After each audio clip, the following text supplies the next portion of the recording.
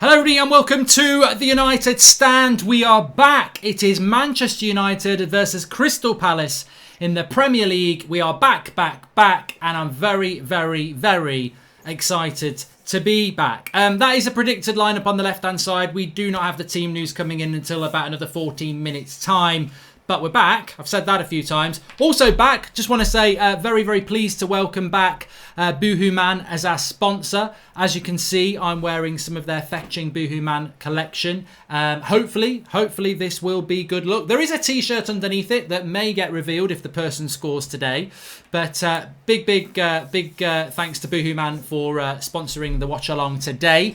And in keeping with previous sponsorships from them, they are giving you United Stand members an exclusive 40% off on the Boohoo Man collection. The link is in the video description for that. So you can wear what I'm wearing or anything else that they've got on offer there. Give it a look. 40% off using the code United Stand, all lowercase. The details should be on my left there. Also a big up for the start of the season to Boohoo Man as well. They're giving away an £800 voucher to spend at Boohoo Man. All you need to do is go to that link in the video description. That will take you to their website, but also a page where you can leave your details to go into the draw, who will be picked up random on Monday at midday, and we will announce the winner on Monday night's 8 o'clock show. So £800 voucher that you can win through Boohoo Man. Links in the video description to enter that. Also, you can get your 40% off if you don't want to enter the competition. So links in the video description for that. Thank you very much to Boohoo Man. Well, it's 4-1 to Leeds. It was 5-2 to Everton. What will Manchester United do? 0-0? I hope not. But look, yeah, we're back. We're excited to be back. And let's hope we won't be boohooing about losing to Crystal Palace. I don't think we will. I think we'll be okay today. If I'm honest, I think we're going to be all right. Let me just push the camera back a little bit there. A little bit big on the screen. But how are we doing? Are we feeling confident? We'll be getting flex on in a bit once the teams come out. But I'm feeling confident. I think we're going to win. I'm going to go with a 3-1 win today for Manchester United. And I think relegate West Brom and Fulham straight away. I said that in my season prediction, and I'm going to stick by that. So I think that will be the case. But there is a bit just on the team news. I've put that team there. That's because it's the logical team to pick. I think that's our best 11. Welcome to Ethan Dixon and Adam Locke, latest members of the United Stand Members Club. I think that's the most logical team. However, I've seen a few leaked teams, which means that they're probably not correct. Thank you for the contribution from Deba Hawar. Remember, if you want to contribute to the channel, you can do that through Super Chats. Leave us a question. Just click the $sign at the bottom. Make your contribution and leave us your question. We'll read those out. And if you want to join the Members Club, you can click the join button and join the Members Club. You get a little badge next to your name, which changes each month until you get to Platinum. And support the channel. We keep all our content, of course, on this channel free. None of this Patreon or anything like that. So your support is appreciated. Mark, do you believe we're going to sign Tellez, says Jerome T. Green? I did want to talk about about transfers. I'll come back to that one as well. But just on the leaked teams, I've seen midfields with McTominay and Van der Beek and Bruno. I've seen diamond midfields with Matic, Pogba, Van der Beek and Bruno, and 2 up front, Rashford and Martial. The back 4 looks like it's going to be that back 4. The goalkeeper looks like it's going to be De Gea. In fact, I've been told it is De Gea, so I'll be very surprised if it's not. But there seems to be a little bit. Alvin Blocks. Yes, I remembered. There seems to be a little bit of confusion that maybe Paul Pogba won't start. To be honest, Paul Pogba a week ago, I think he only started training back. He's had COVID. Van der Beek is very match fit, so it does make sense. I wouldn't be surprised if Van der Beek does start, but we've gone with what our predicted lineup is on the left, which is, I think, what Manchester United's strongest lineup is. Welcome to the members club, JTTV. Thank you very much. So, are we feeling confident today, everybody? I think you know, when we bring this to transfers, as we always do, I think it's really important that we that we win today. We just got to win today. I don't really care if we win 5-0. Well, I do. I'd rather win 5-0 than 1-0. But ultimately, I don't think we're going to learn a lot about United's season today. I think today is about getting 3 points so that we don't make our season harder. Get the 3 points, get some players in, and the sooner we get the players in, the more we can start to understand what the season's going to be about. Because this team that we've got at the moment can't win the league, and I would say it can only finish 4th. But it should, contextually, beat Crystal Palace. If you're predicting Man United are going to finish 4th, they should be beating Crystal Palace at home. Although last season we didn't, as we know. We lost 2-1. So I still am very confident that we're going to sign Jadon Sancho. I still think we're going to buy a left back, and hopefully it's going to be Alex Telles. But if we win 6-0, 7-0 today, I don't want to hear people saying we're going to win the league, we don't need Sancho. That's just absolute Arsenal mentality, flip-flop nonsense. Nice. Thanks. And I think that is the case. You know, we've just got to win today and hope that those transfers still do happen. Thanks for the contribution from Adam Locke. And I'm gonna miss the game today on my way to play my first match in 7 months, as I want to know Jermaine Defoe. Tell you what, my daughter played this morning. They lost 2-1 last week. Today they won 3-2. Cracking. I love the fact that football's back. So good luck in your match, mate. I'm not too confident today, Mark. Thought Palace looked decent last week. We struggled against them last season with nearly the same team, says Dan Roberts. Well, we mustn't sleep on Crystal Palace. I felt that I think that we haven't got the right number for Mason Greenwood. You see, straight away we failed you. As you can see, we've got the wrong number there. He's not number 26 anymore. He's number 11. Sorry about that. Well done. But no, we mustn't sleep on Crystal Palace. I watched the game this time last week. It was a 3 o'clock kickoff, wasn't it, against Southampton, who were a good side, and they won 1-0. And I actually thought that was quite a surprising result, because before that, Palace had lost a lot of games. But I'd be very, very surprised if Scott McTominay starts today. And the reason I say that is that Scott McTominay, if you remember, it wasn't that long ago, a couple of months ago, we played after lockdown against Palace at Selhurst Park. Scott McTominay played in the midfield, and he didn't play very well. Since then, we've seen Fred play and we've seen Matic play, and they have played very well. So I would be very surprised unless there is fitness issues around those two. Thanks for the super chat from Dan Roberts. He says, I'm not too confident. Oh, no. We've already read that one. It's a new one from Man United Lists, who says, oof, I'd be disappointed in the players if their motivation isn't to win the league. I want 21 before Liverpool get 20. I think we'll get 4th, though, says Man United Lists. Thank you for that super chat. Appreciate that. Remember, you can do that through the $sign, or you can become a member by the join sign. Thank you, everybody, for that. James Rodriguez is a better player than Bruno Fernandes, says Hugs. Look, I'm a massive fan of James Rodriguez. I really do like James Rodriguez. So I'm not going to sit here and say that James Rodriguez is not a good player. He definitely is. And I'm enjoying him. He's in my Fantasy Premier League team. Put your hand up if you've got 29 points off 2 players in Fantasy Premier League. If you play it, I have. And I've got James Rodriguez and I've got Calvert-Lewin. I'm very good at Fantasy Premier League. I told you I'd sit you all down. But anyway, arrogance apart, James Rodriguez is a good player. But Bruno Fernandes is my captain in my Fantasy Premier League team today. That's how highly I rate Bruno. I think he's going to be our player of the year. And I think he's going to be the man who gets us these points. Because one thing we didn't have against Crystal Palace last season at Old Trafford was Bruno Fernandes. Liverpool signed Thiago and Jota in 24 hours, and we've signed 1 bench player. I don't think Ollie is the right man, but he's also not being backed, says Toby. And that's the problem, isn't it? How can you ever judge Ole Gunnar Solskjaer when he's not getting the support? I mean, even Villa have gone and bought Traore from Lyon, haven't they, now? So, Fosu Mensah and Dan James are playing, says Sahas. Well, the team news will be coming in very, very shortly, and I will keep an eye on that for you.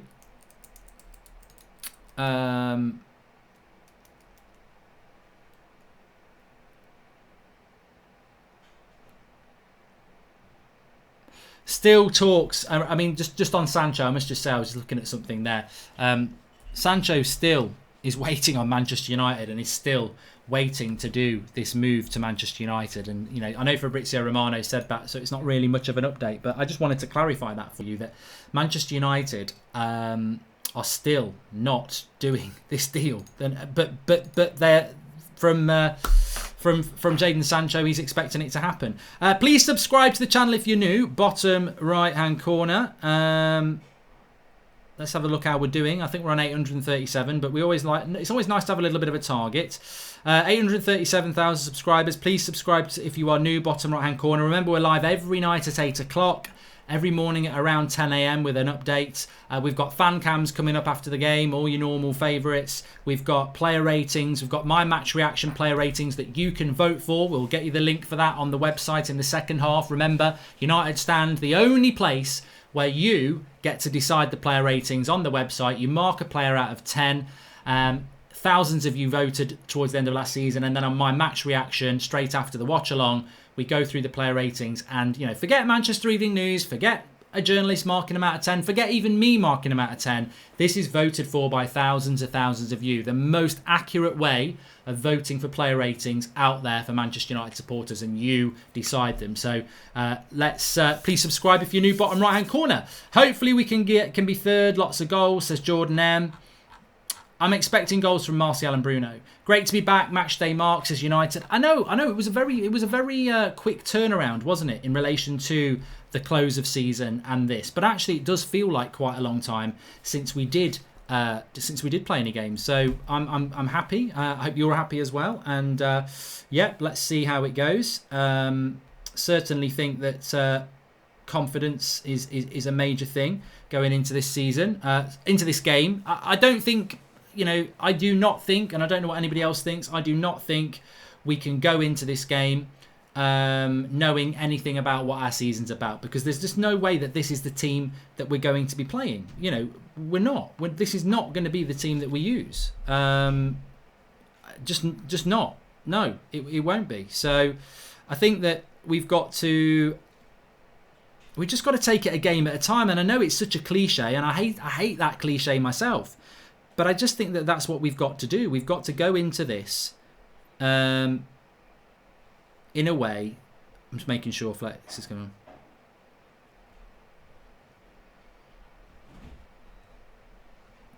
He's going to come on. I know it's very rude, but it's very important.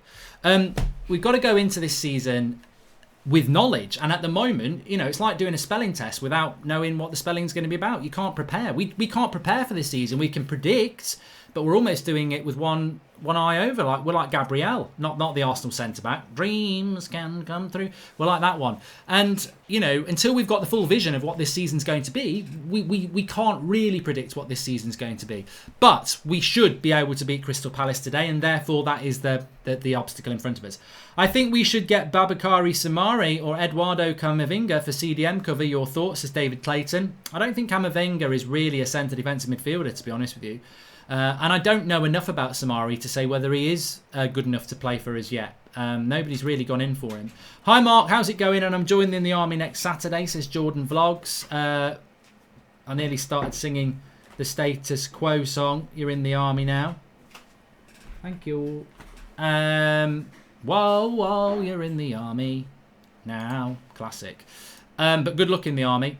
There's negativity around transfers, but let's get behind the lads today. Tony double today. You heard it here first. Interesting to see Maguire's attitude today. Well, Lee, I think we're a couple of minutes away from this team news coming in. I think you've nailed it, Lee. You know, give yourself a pat on the back, or get somebody close by to give Lee a pat on the back. It's a good job we can't all do it, because you'd probably die from the impact of thousands and thousands of people hitting you on the back, because I think you're absolutely spot on. We do need to get behind the lads today. You know, you think about that team, it's not their fault. We've got to get behind them. We've got to get behind Ollie. And I also think it's right. You know, how's Maguire going to do today? So I think we've got to get behind the team. I know there's a lot of frustration. I'm frustrated as well, but Mark, anything we should know about Crystal Palace? I've heard Eze will be a threat, says Martial FC. I don't think he will play. I think Zaha is the threat. I think they'll be hard-working, well-organised and hitters on the break. Neither Leeds or Fulham can defend. Easy 12 points for us. 4-3 in that Leeds-Fulham game. Unbelievable. There's a lot of points to be had. There's a lot of points to be had, which is why I said 80 points this season. Hope have a great weekend, Mark. Let's go, says Jordan M. Thanks for all the super chats that are coming in and everyone who's becoming a member. Really appreciate that. If you could share the video, I'd appreciate that. There's a share button. You can share it on Twitter and Facebook. Please smash a like on the video as well and subscribe if you are new. United Stand community. We are on that. We're technically on a road to 1 million, I suppose. 1 million subscribers. I mean, if we can do it, it would be amazing. But we've got a fantastic community, and if you are new, you're very welcome, and you're going to love it. Welcome to Simon Trelfar, latest member of the United Stand Members Club. I feel like a jack in a box, if that's what they're called. I do feel very pumped today, if I'm honest with you. I'm very excited. But I tell you what, I'm very realistic as well. There's a big part of me that's like, you know, I think we're going to win 3-1, but, you know, which Manchester United side are we going to see today? Are we going to see a Manchester United side that is buzzing, or are we going to see a United side that is a little bit tired? So yeah, let's have a see. Quote here from Simon Stone, Ed Woodward in the Man United programme: disruption from the pandemic is continuing to create huge economic pressure from the top to the bottom of the football period, and while we are fortunate to be in a more resilient position than most clubs, we are not immune from the impact. Shut up. You know, seriously, shut up. Anyway, starting 11 is out. McTominay starts. Pogba starts. Fernandes, Dan James, Rashford, Martial, Fosu Mensah, Lindelof, Maguire, Luke Shaw and De Gea. Henderson, Bailly, Wan-Bissaka, Fred, Van der Beek, Greenwood and Agallo. I am absolutely really surprised that he's picked Scott McTominay. I'm really surprised he's picked Scott McTominay today, because I think McTominay had his chances last season and I don't think he played very well against Crystal Palace. So I'm quite surprised. It's a big opportunity for Scott. I feel that Fred should have started. Van der Beek, I would have started over McTominay. Greenwood should be starting over Dan James. And why is Wan-Bissaka not playing instead of Fosu Mensah? He must be carrying an injury. So, look, you know what? Ole Gunnar Solskjaer straight off the bat, has delivered quite a surprising lineup there. Let's be honest. I'm going to change it on screen for you, but Pogba does start. That's something that people weren't expecting. But those rumours of Scott McTominay starting have been verified. They are true. Scott McTominay does start. Wan-Bissaka, a little bit surprising that he starts. Fosu Mensah comes in and Wan-Bissaka comes out. He must be carrying an injury. I can't understand why that would be. Mason Greenwood on the bench and Dan James starting. I mean, look, Dan James did play well in the games for Wales, but I'm still quite surprised about that. I mean, hopefully we'll get some clarity on Ollie's team selection there from Ollie himself.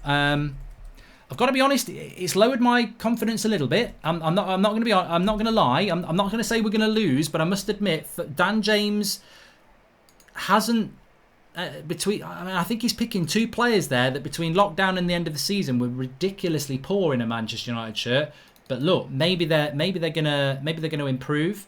I certainly hope so. So this is going to be the correct lineup. I'm just going to get it over the screen for you now and pull it down a bit. So what are your thoughts, everybody? Let's have a look what people are saying.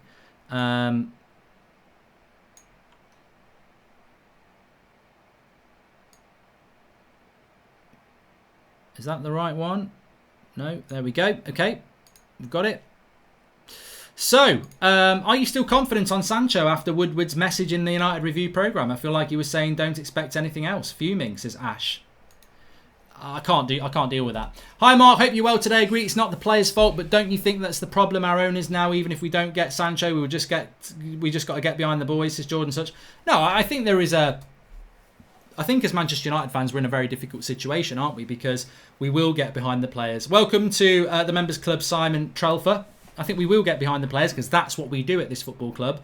But, you know, there's also... You said if Van der Beek signs, you'll jump in a pool, says Reyes. I did. I didn't film it. I think, you know... Why do you want to see me naked, Ray? You know, you're always in my inbox and my DMs. What's your obsession with me naked? I'm only joking. He's not really. Our right side is dead today, says Doobie Guy. I mean, look, look at that team. You've got Fosu Mensah and Dan James on the right. You've got Shaw and Rashford on the left, which I like. Obviously, Martial and Bruno and Pogba, McTominay, Maguire, Lindelof, De Gea. I've got to be honest. I'm a little bit worried. My mood is not changed. I'm not ranting about the team. You know, Wan-Bissaka, for all I know, might be carrying an injury. Greenwood, I don't know.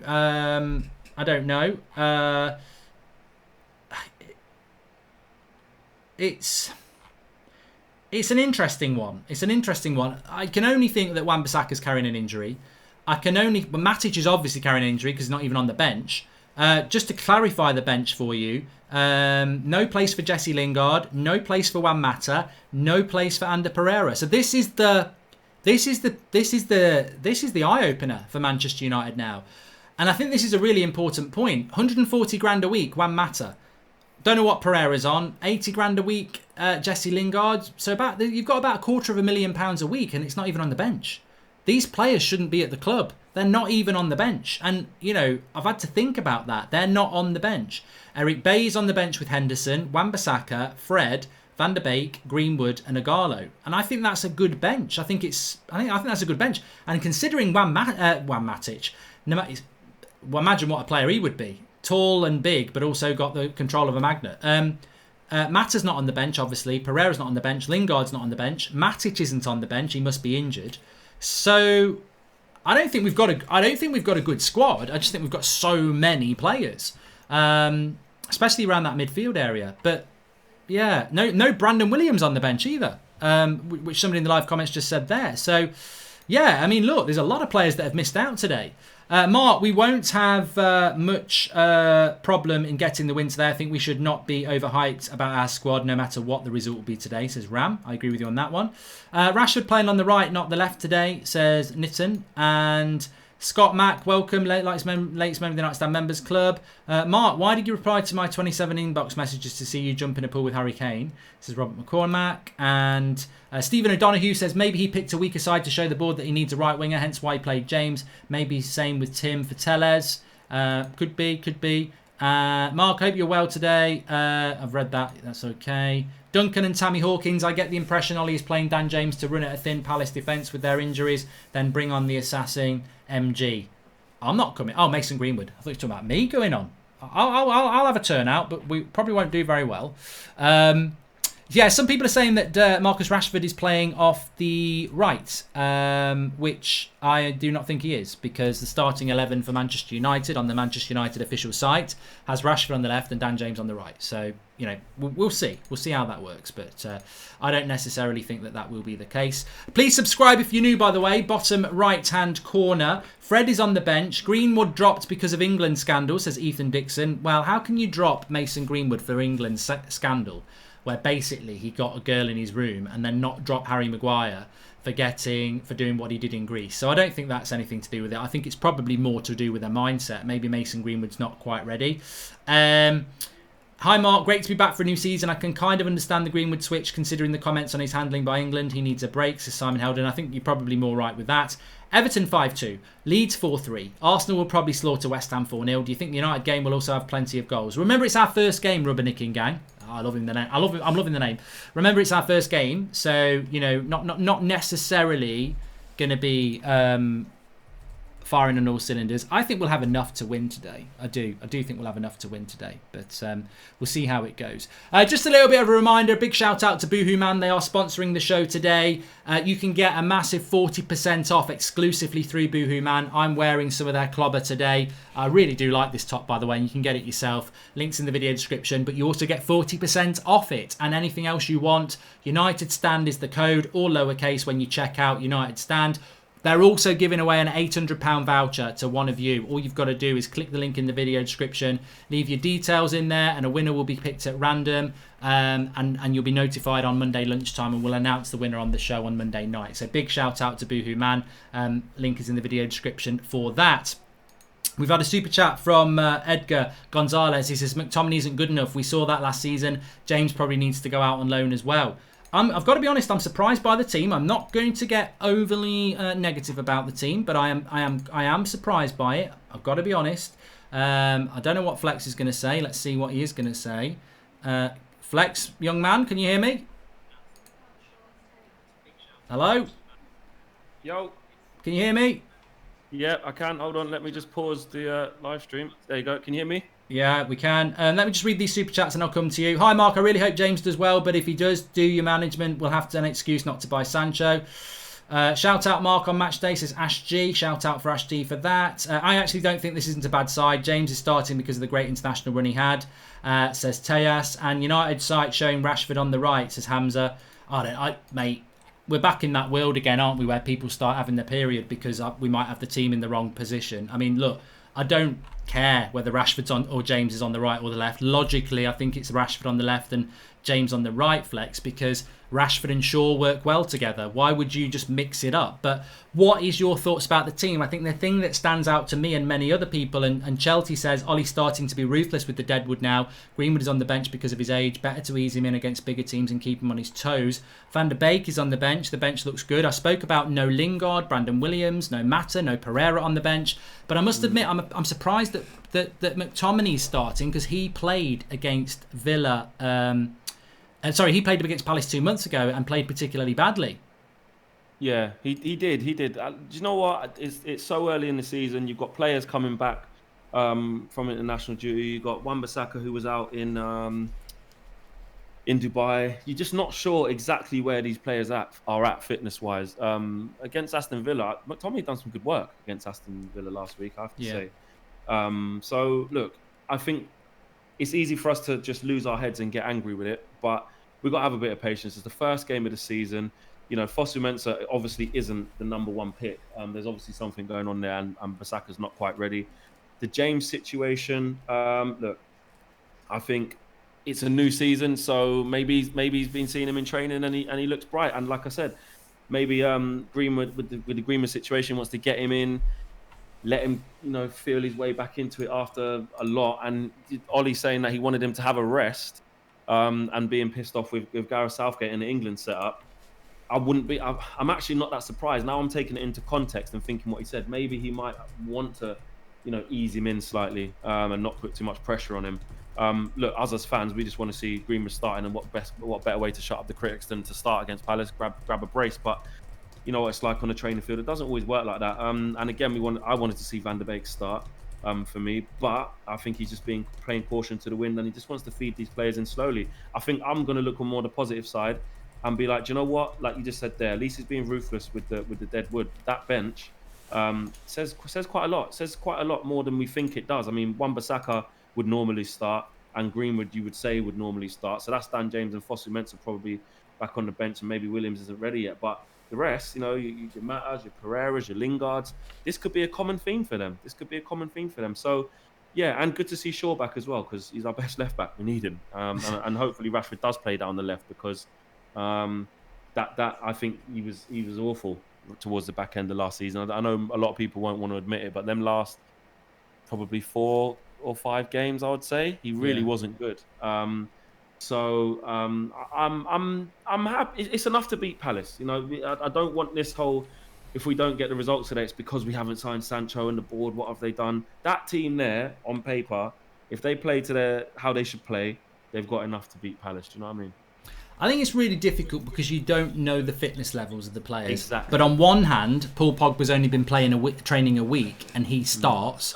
And on the other hand, McTominay comes back in the team for Fred, who I thought played brilliantly at the end of last season. I thought he played very well in that Europa League semi-final with Pogba and Bruno. I liked that midfield three. And here we are starting the season with McTominay back in. I must admit, I'm low-key trying to keep calm. I must, and you know me, I'm pro-Ollie. I think he's been crapped on from a great height by the board.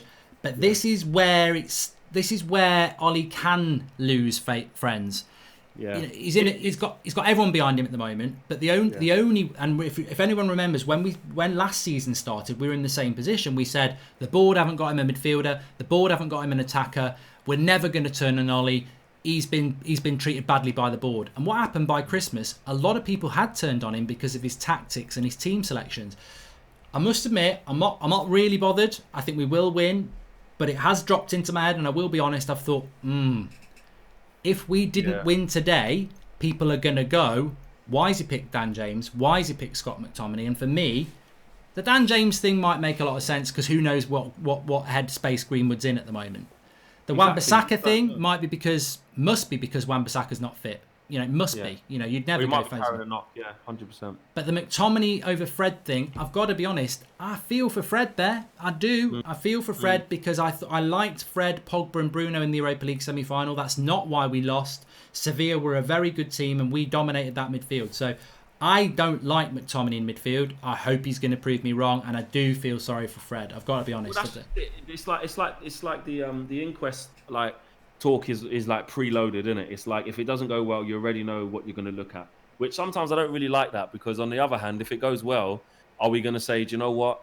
Which we should be saying, McTominay played really well, or Ollie got it spot on, and we battered them 3-0. Do you know what I mean? And that's what I mean. Like I think that team there is still good enough. I mean, Dan James, he had a poor end. Well, it wasn't even just the end. I think even towards the last sort of from midway onwards, he probably wasn't as good as he was in the first few months. But it's a new start. It's a new start for him. You know, if he comes in as a stormer, then anyone hating on him is going to have to, you know, hold their mouth for a sec. You know, he might put Rashford in and he scores. He might put Martial in and he scores. If it's the same thing, what we see, then obviously after the game we're entitled to it. But I just get a little bit.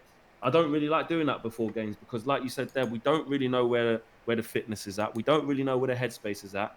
And after this pre-season has been weird. We've had one pre-season game. Do you know what I mean? Somebody just said it in the live comments, and I think they're right. You know, I think it's very difficult because this is our first game, and Rickamank says Ollie's sending subliminal messages to the board. I don't think he is. I think a lot of this is probably down to fitness. I mean, Scott 100%. McTominay has played for Scotland.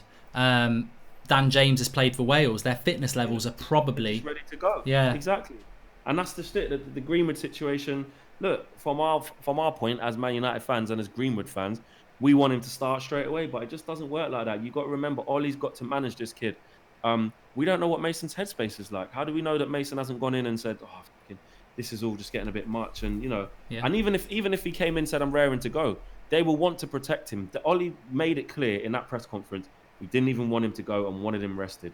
So basically, he hasn't had a rest. He's been training them 2 weeks. That week and a bit he was away with England. Got 2 appearances, did he? One. Sorry, because then he got sent home. And then obviously all the media stuff after it. And then so he's probably looking at it like sometimes protect the kid from himself. He probably has gone in and said, I'm okay, Ollie, I want to play. Yeah. But can you really blame Ollie if he's protecting him? Bring him on 60th, 70th minute, let him get a little 20 minutes, let him feel his way back in. I personally don't. I mean, we'll go through some of these super chats, and then come back to that. I don't really have a problem with the Greenwood James thing. I think there might be a story behind that's logical. You can sort of leap to a conclusion that you can get your head around.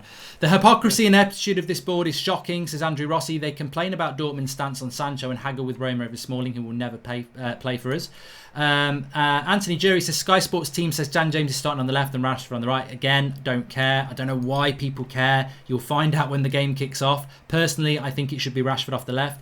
They say it's the hope that kills you, but the board killed my hopes, says Joshua Bowater. Didn't even feel the slightest excitement about the Tellers rumours. I have no faith we'll get it done. Ollie is sending subliminal message to the board. We've read that from Rakamank. And look, you know, get in the live comments because we want to know what's your thoughts on that team. I mean, to me, you know, I know Joshua Bywater talks about transfers there. I couldn't really give a shit about transfers at the moment. I think the nice thing is that we've got a game to focus on. But no, I agree with you, Fax. I think that, you know, the Fosu Mensah one is probably to do with fitness. The Dan James one is probably to do with Mason Greenwood's headspace. I think the only one for me is the McTominay one. I think Fred. But I've always said that I don't really think Ole Gunnar Solskjaer fancies Fred. No, he's always the first out. When he was playing really well, because I had to kind of look back on it really, because he didn't actually start at the beginning of last season. No. It was only when Matic got injured. And I remember against Leicester at home when we were winning 1-0 from a penalty early on, and Matic started and didn't play too well. And I think Fred came on. I remember. And then he kind of going. He kept going since then. Just so you know, Solskjaer comments coming in here. I can see. We will see if we need Greenwood today. Wan-Bissaka and Matic only came back into training on Monday, only had 4 sessions, and that is not enough to start today. So today you have it. It's easy to do the meltdown City and look at the team and think, oh, blood, why is James starting? It's the first game of the season. We've got players coming back at random times. So it's right then, isn't it? It is the only one to discuss really is the McTominay and Fred one. Yeah, exactly. And I think that comes down to that, just specifically that. He does fancy McTominay slightly more than Fred. And I think Fred has been hard done by. I would have gone with Fred. Well, McTominay played crap against Palace only 2 months ago as well, didn't he? He did play very poorly in that game. But I mean, that's a long time ago, that game. I mean, I don't think we played very well in that game at all. Apart from the moments where we scored, we actually wasn't very good at all in the game. So I get a little bit like, I don't really like to do the whole, I remember when he played crap again. That was a while ago. I mean, look, I just totally think Fred should start. Yeah, he's a better player. I think Fred is a better player. But if it's about fitness, then maybe there's something in it. Yeah, I don't know if Solskjaer's looking at the the physicality side. Sacco, Kyoto in their team. Is that McCarthy? Really physical players. Slop and Towns. They're going to go 4-4-2 as well. I mean, I mean, let me just read some of these super chats and then we'll come back to that. I think Flex is spot on, says a Kochogo Patrick Owers. You can see a reason for that selection. Let's wait and see how they perform. Van der Beek can play as a CDM. He's better than McTominay, says Realistic 27. What could be Ollie's thoughts process? I mean, that's what we're going to come back to, actually. I wanted to talk about that. Transfers FC again, says Joshua Harper. We've got a game and people still going on about transfers. People are annoyed before games even start because we don't deserve trophies. Thanks for the contribution from Goldbridge and Zane's in the house. Jordan Such, you've been quiet. You must be nervous for today's game. Understandable. Fred is tenacious, but we tend to forget that Scott played well at the start of the season before his injury. I think his contribution is underrated, says Ogochogu Patrick Away. I mean, he's right there. We started last season with McTominay and Pogba as the midfield too. But good point there. We spent £35 million on Donny van der Beek. He is actually match fit, and he could have started the game today. But I think this just goes to show what many of us said. Van der Beek, Pogba and Bruno midfield is not and should never be used. I don't think people understand what Donny van der Beek is. He's not a holding midfielder. No, he's not. I do think in certain games where you might absolutely dominate, you could get away with it. Maybe Fulham at home or something like that. You should be able to stick them three in there and say, right, go win the game. But you're right, the balance. And what was even more interesting with that was Ollie's description of him. I think it was in the press conference, or it could have been just in general when he's been talking about him since he's come. Can give us goals from midfield. One thing we wanted to add was goals from midfield, so he ticks that box. That's attacking. Yeah. Forward runs, arriving late in the box. Attacking wise. So it was all kind of offensive stuff that Ollie was talking to in reference to Van der Beek, which tells you the thinking with it. And I think, look, as fans, we want to get gassed and think, put all the best players on the pitch. But, if you know your ball, you've got to have a balance and you need someone who's going to do it. I think Van der Beek is a good enough player to do it in some games. But like you said, in terms of against the top teams and in most games in the league, it's not really going to happen, personally. Scott playing CDM to make out we don't need Thiago, says Danny Noon. And McTominay out. Most average player at the football club will never understand how this passion merchant keeps scamming his way into the starting 11s. I think that's a bit harsh, Basil. And hi, Mark. Amazing channel and crew. Could you give a shout out to my girlfriend, Marula? She is a new member of the United family. Cheers, says Supra for Live 3. Big shout out to Marula. And Zane and Jordan Such are going to be going at it a little bit. But one thing we haven't discussed, and I tweeted it out this afternoon, and I was told that David De Gea was starting for Manchester United, and tweeted it out there. I mean, you always think in the back of your head, I hope that actually does happen now, because I'm going to get a load of crap if it doesn't. But he did start. Any issue with that? And live comments? Happy? I'm very happy that De Gea is starting. I thought he played. Again, I think Ollie is clearly going off the internationals where Dan James played well and Scott McTominay played well. And De Gea probably played better than any United player. He was fantastic in those Spanish games. Yeah, he did. And look, at the end of the day, this is almost like a last chance saloon for David De Gea. We all respect him, we all love him. He's been absolutely amazing. But this is the first time he's had really someone genuine breathing down his neck. And I think on the balance of play, he does deserve to start. Not off the basis of his performances, but on the basis of, right, this is your first chance to prove that you can actually up the levels. Like I've said 100 times, we're not going to hate on David De Gea. We don't want David De Gea to make a mistake, concede a goal, just so that we can say Dean Henderson should play. This is why. We don't want to be proved right. What I want to see is David De Gea not give Ollie a chance to put Dean Henderson in. I want to see the old David De Gea. That's what we're paying 350 grand for. We've just tied Dean Henderson down for a 6-year deal, so he's not going anywhere.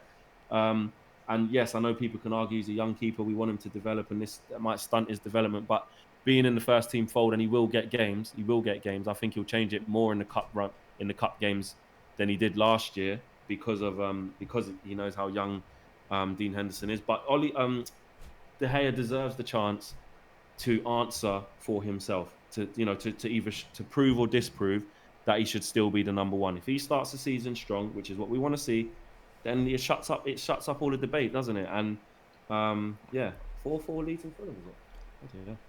4-3. Oh, still 4-3. Okay. To be fair, Fulham have come back in a game where I relegated them at 1-0 down. So to be fair, they've done all right. I hope we win, but are bad on the right-hand side. It shows we need Sancho. The board will still stall, but there will be no excuse if we do not get him, says William Jolly. I agree, Flex is right. We need to break down lower teams. Shouldn't we have started Van der Beek, because he's more likely to find a key pass rather than Scott, says Realistic 27. And Shavine says it's good to talk about things other than transfers, but we all know if we lose, then it's going to be full on transfer talk till the window closes. Kieran Wright says Wan-Bissaka is in my fantasy football team and he's not starting. Come on, United. You should have gone with Luke Shaw. I've got Luke Shaw in my fantasy Premier League team, and Bruno's my captain. I also had Calvert-Lewin and James Rodriguez. This is why squad depth is so important. Van der Beek off the bench is a clear upgrade to Pereira or Mata, says Andrew Rossi. We're going to talk about that right now, actually. Guy Rothwell, latest member of the club. Thanks for joining the members club. You can do that by clicking the join button and get your little badge next to your name. Thanks for the support. And Tejas Dani says, really hoping for Pogba to finally shut all the critics up and boss this season from the start. He's going to be a huge factor this year. Thanks for all the super chats that are coming in. You can do that through the $sign. But that is a positive as well. Look, I think there's an element of excitement to see Dan James playing, actually. Let's see. I always said through last season, and welcome to Aqua, latest member of the United Stand Members Club. In fact, Aqua did ask what your score prediction was, Flex, so I'll come to that now. But I think it's a big season for Dan James. I think it's a big season for Rashford. It's a big season for Martial. We've got Bruno and Pogba. It's a massive season for Maguire. It's a big season for De Gea, which is what Flex just said. I think Luke Shaw needs to shut you all up again. Wan-Bissaka's got to come back. There's a lot of excitement. We just need those extra couple of players to come to the club. But give us your score prediction, Flex. And also, you look at that bench, and if people don't know what the bench is, it's Henderson, Bailey, Van der Beek. I can't even remember myself. It's got Greenwood on there, but it hasn't got Brandon Williams. It hasn't got Chris Smalling or Phil Jones. It hasn't got Juan Mata, Pereira or Lingard. I mean, look, we said one of those players needs to go. I think two of them need to go. I mean, they're not even on the bench. Yeah, no, it's true. My prediction, I'm going to stay with what I went with earlier. I just feel like we'll still be a bit rusty. I've just gone with a 2-1. I've just got a feeling that, you know what we're like. We're slow, we probably make a mistake, concede. And that's not me being pessimistic. It's just how I honestly feel. We've got enough there to win comfortably. Of course we do. And Palace aren't the best, but they can, especially playing 2 up. They will look to get on the break with Zaha and Ayew, so that will be interesting to see. That Lindelof and Maguire need to be at it like that. But I just got a feeling that we'll have a little bit of ring rust in there, a little bit sloppy, and I think it'll be a 2-1. Yeah. But yeah, just go back to that point though. I mean, we did say at the end of last season that the bench was going to be an area that he needs to improve on. I mean, look, I still don't think that's an amazing bench for Manchester United, but it does highlight the fact that if we need to make a change, I mean, obviously some people would not have started Dan James and McTominay. I get that. Some people would have started Fred and Greenwood, and McTominay and James would be on the bench. But you've still got, Henderson, Bay, Wan-Bissaka, Fred, Van der Beek, Greenwood, Igalo. I mean, I suppose in some ways people will look at that bench and go, it's very strong. But we mustn't be confused by the fact that normally Fosu Mensah, McTominay and James would be on the bench, and Wan-Bissaka, Matic and Greenwood would start. And then in that case, people would say it's not as strong. But I think the main thing is that you actually have got a replacement for Bruno and Pogba now in Donny van der Beek. Yeah, you do.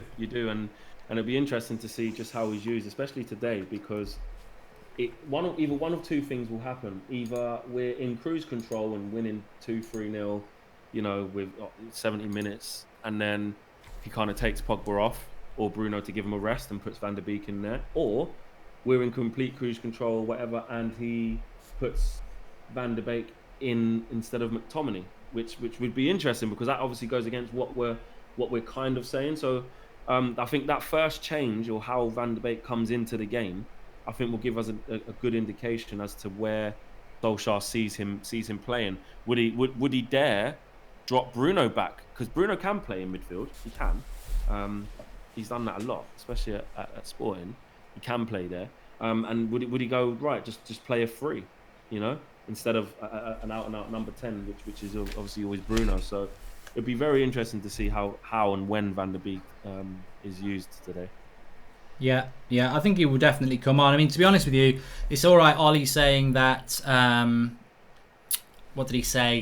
Wan-Bissaka and Greenwood haven't trained much. But then again, we also know that Paul Pogba hasn't trained much, but he starts. So maybe what he didn't want to do was go too weak. I mean, maybe he didn't really want to start Pogba, but he thought, I'll play Pogba for an hour, bring Van der Beek on, and I'll play James and for an hour, and I'll bring Greenwood on. And instead of starting totally weak, I'll mix that up. I think that's what he's done, because I was surprised that Pogba started if other people are not fit. Just go through some of these super chats. Seni says, Shaw had 0 goals and 0 assists last season. There's several reasons why we don't score enough goals, but he and Wan-Bissaka are a huge part. Shut up, you hater. I'm only joking. I'm a big fan of Luke Shaw. Everyone knows that. And hi, Mark. Will there be player ratings and voting today on the United Stand website? Yes. The most complete way of getting your player ratings is one where it's voted by thousands of you. Second half on the watch along, we'll be giving you the link to the description where you can go and mark every United player out of 10. 6 being the average, and then in the match reaction we'll go through it, and it's voted for you by you. It's fantastic. One thing we will get is impact off the bench today if we need it, says Tom O'Duff. And it's 2-1 United. We need to respect Palace. They always seem to be beat a big team away from home every season. They're more dangerous away from home, says Jordan Such. Yeah, I remember them beating City a couple of years ago. Fred and Mason not starting ain't a surprise. They were on fire last season. Fred deserves more love. He's better than Matic and McTominay, and it's proven, says Realist AC. Welcome to the Members Club, Dirk van Schalwick. And Jordan Such, yeah, he said that. That's what she said. That's what he said.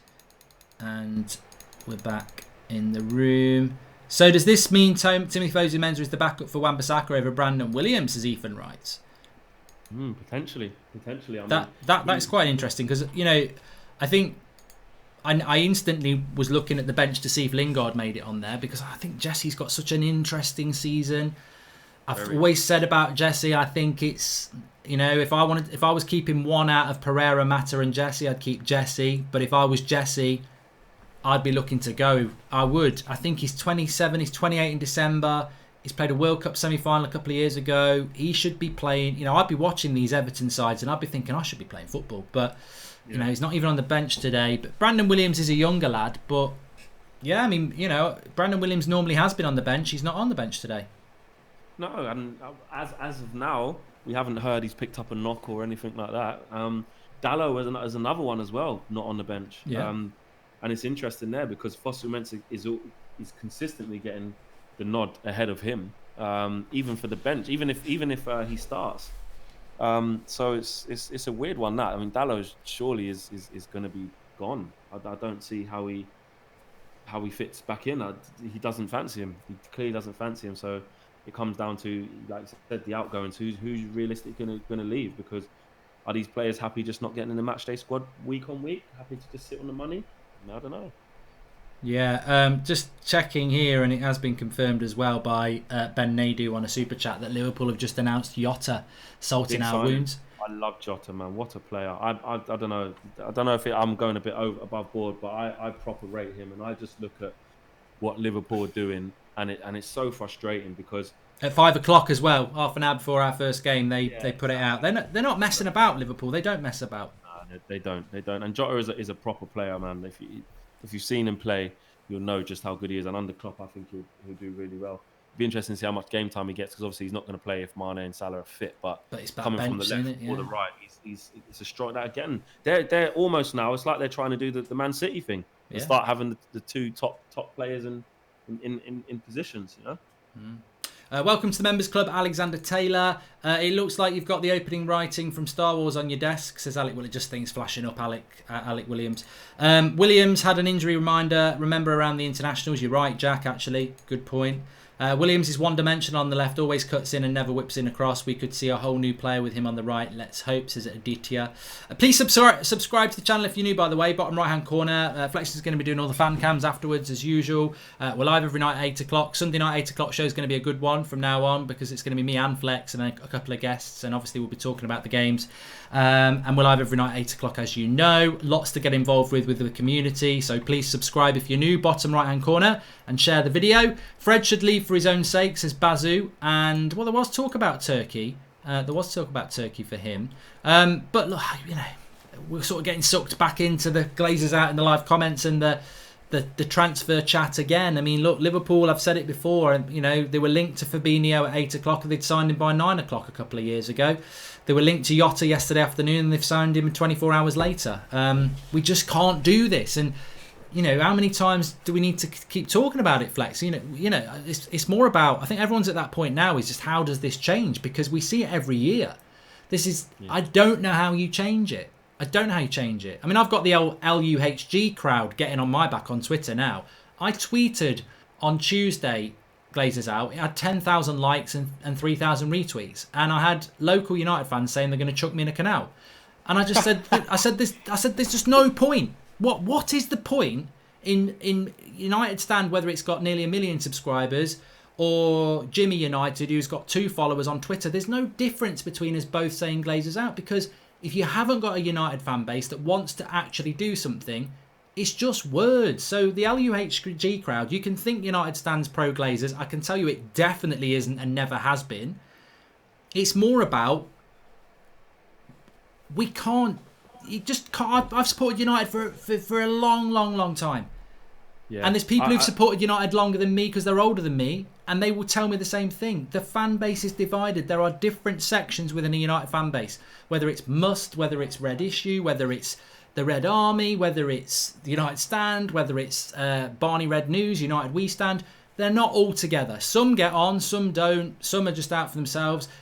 It's not, and then there's loads of fans who just have their own opinion, which is what it should be about. So this Glazers out movement that people think everyone's got to get behind, maybe do your research on the United fan base, because if anybody out there can unite the fan base, and we'd be right behind that, then you might have something going on. But it's never been able to be done, and it won't be us who can do it, and it won't be a Must who can do it. I don't know how you do it. So it's not that we're not Glazers out. It's that it actually is just wasted words at this point.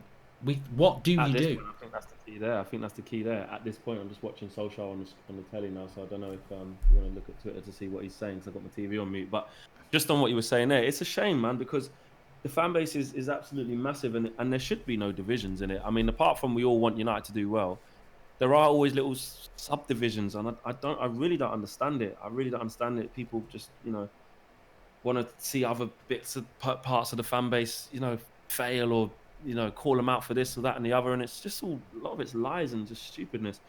And I think a lot of it is understanding as well. You look at how long there's been protests, or how long there's been green and yellow scarves, and I'm not discouraging people to do that. I think there is a misconception. People think that the United Stand can start a revolution, and sometimes you just don't know how much power we got, and I think that's a misconception. It isn't as easy as people think. And one thing people have to remember, what we can all agree on, is that because the club is making money, the Glazers aren't going anywhere right now. They're not. You think of it from a business point of view. Would you sell Manchester United right now if you were the Glazers? Of course not. They've put a ridiculous price on it, for like £4 billion, they haven't they? So I hate when people sometimes think, oh, are you Glazer out, or are you... Do you know what I mean? I don't get that. I really don't get that. I don't understand it. It's like, of course we are. What, you think we want the Glazers to keep staying here? I don't think there's a match. I think it's just a futile question, Flex, and everybody at home, because I don't think there's a United fan out there. Any United fan isn't Glazers out. You offered a United fan a rich owner that was going to invest in the club. Bye Glazers. It's not a hard choice to be Glazers out. Everybody's Glazers out. That's the thing. And many people were Glazers out from day one. Yeah, and another thing, I tell you what I don't like is, this is what I really don't like, and this annoys me the most. It goes down to the owners obviously playing on the heartstrings of the fans, because the fans won't leave the club. The fans are not going to stop supporting Manchester United. But you get these fans who say, okay, you've bought a top, or you've got a Man United mug for your kid, like you're funding the Glazers. But I tell you what, so hold on a minute. So do we not go and support the team? Do we not buy a season ticket? People are saying, no, don't do that, but I guarantee you someone will take the spot. Then people say, yeah, don't support, you putting money in the Glazers' pocket. But then, hold on a minute. So what happens when you get your Sky subscription and you watch Man United on the TV then? Because essentially, the money is going through Sky's hands into the Glazers' pocket. So you've got to understand it. I don't like this set of people who kind of play on attack the hearts of other Manchester United fans and make them feel like, well, okay then, so to go against the Glazers, should I just not keep up with United then? What do you want me to do? What do you want me to do? And that's the thing, is it? Everybody's saying, oh, you're pro-Glazer. What's your plan? What's your face for a start? You know, Mr. LUHG, what do you look like? What's your plan? Because a Twitter account saying Glazers out and slating everybody out, I'm sorry, you could be a 12-year-old Arsenal fan from Australia for all I know. Who are you? What's your plan?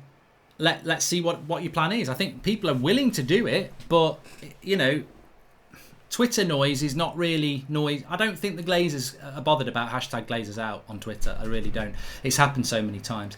Realistic AC says, thoughts on Fred's season ahead? Well, we sort of spoke about that. I think it's going to be an interesting one. I mean, I think he should have started today. Rhino says, Mark, only reason to get rid of the leeches is for COVID, to keep Old Trafford empty for a long, long time. Tejas says, feel like this is a make or break season for Lindelof as well. Personally, I don't rate him that much, lower to Maguire. Our community should flood Twitter with hashtag for India's richest man to buy United, says Aditya. Any rich person will do that's, you know, not got massive issues in relation to morals and stuff. Sarr wasn't even playing for Watford today. A bad sign for a Sancho signing. King wasn't playing either. But he have changed his agent away from Solbakken to Sim agent as firmer. Spurs next for him, says Chelsea. I mean, look, if we sign Ismail Sarr, I'm going to cry. I will cry. I disagree on that. I disagree on that. Well, we're going to fall out then, aren't we? Because we are going to fall out on that. You're telling me. No, Manchester United. No, I'll tell you the context then. The context is Liverpool didn't even want him for the bench. We're trying to close a gap on Liverpool and we buy Ismail Sarr. I hear what you're saying. I'm just saying it's not. I don't think it's a disgrace if we buy him. Obviously, he's not as good as Sancho.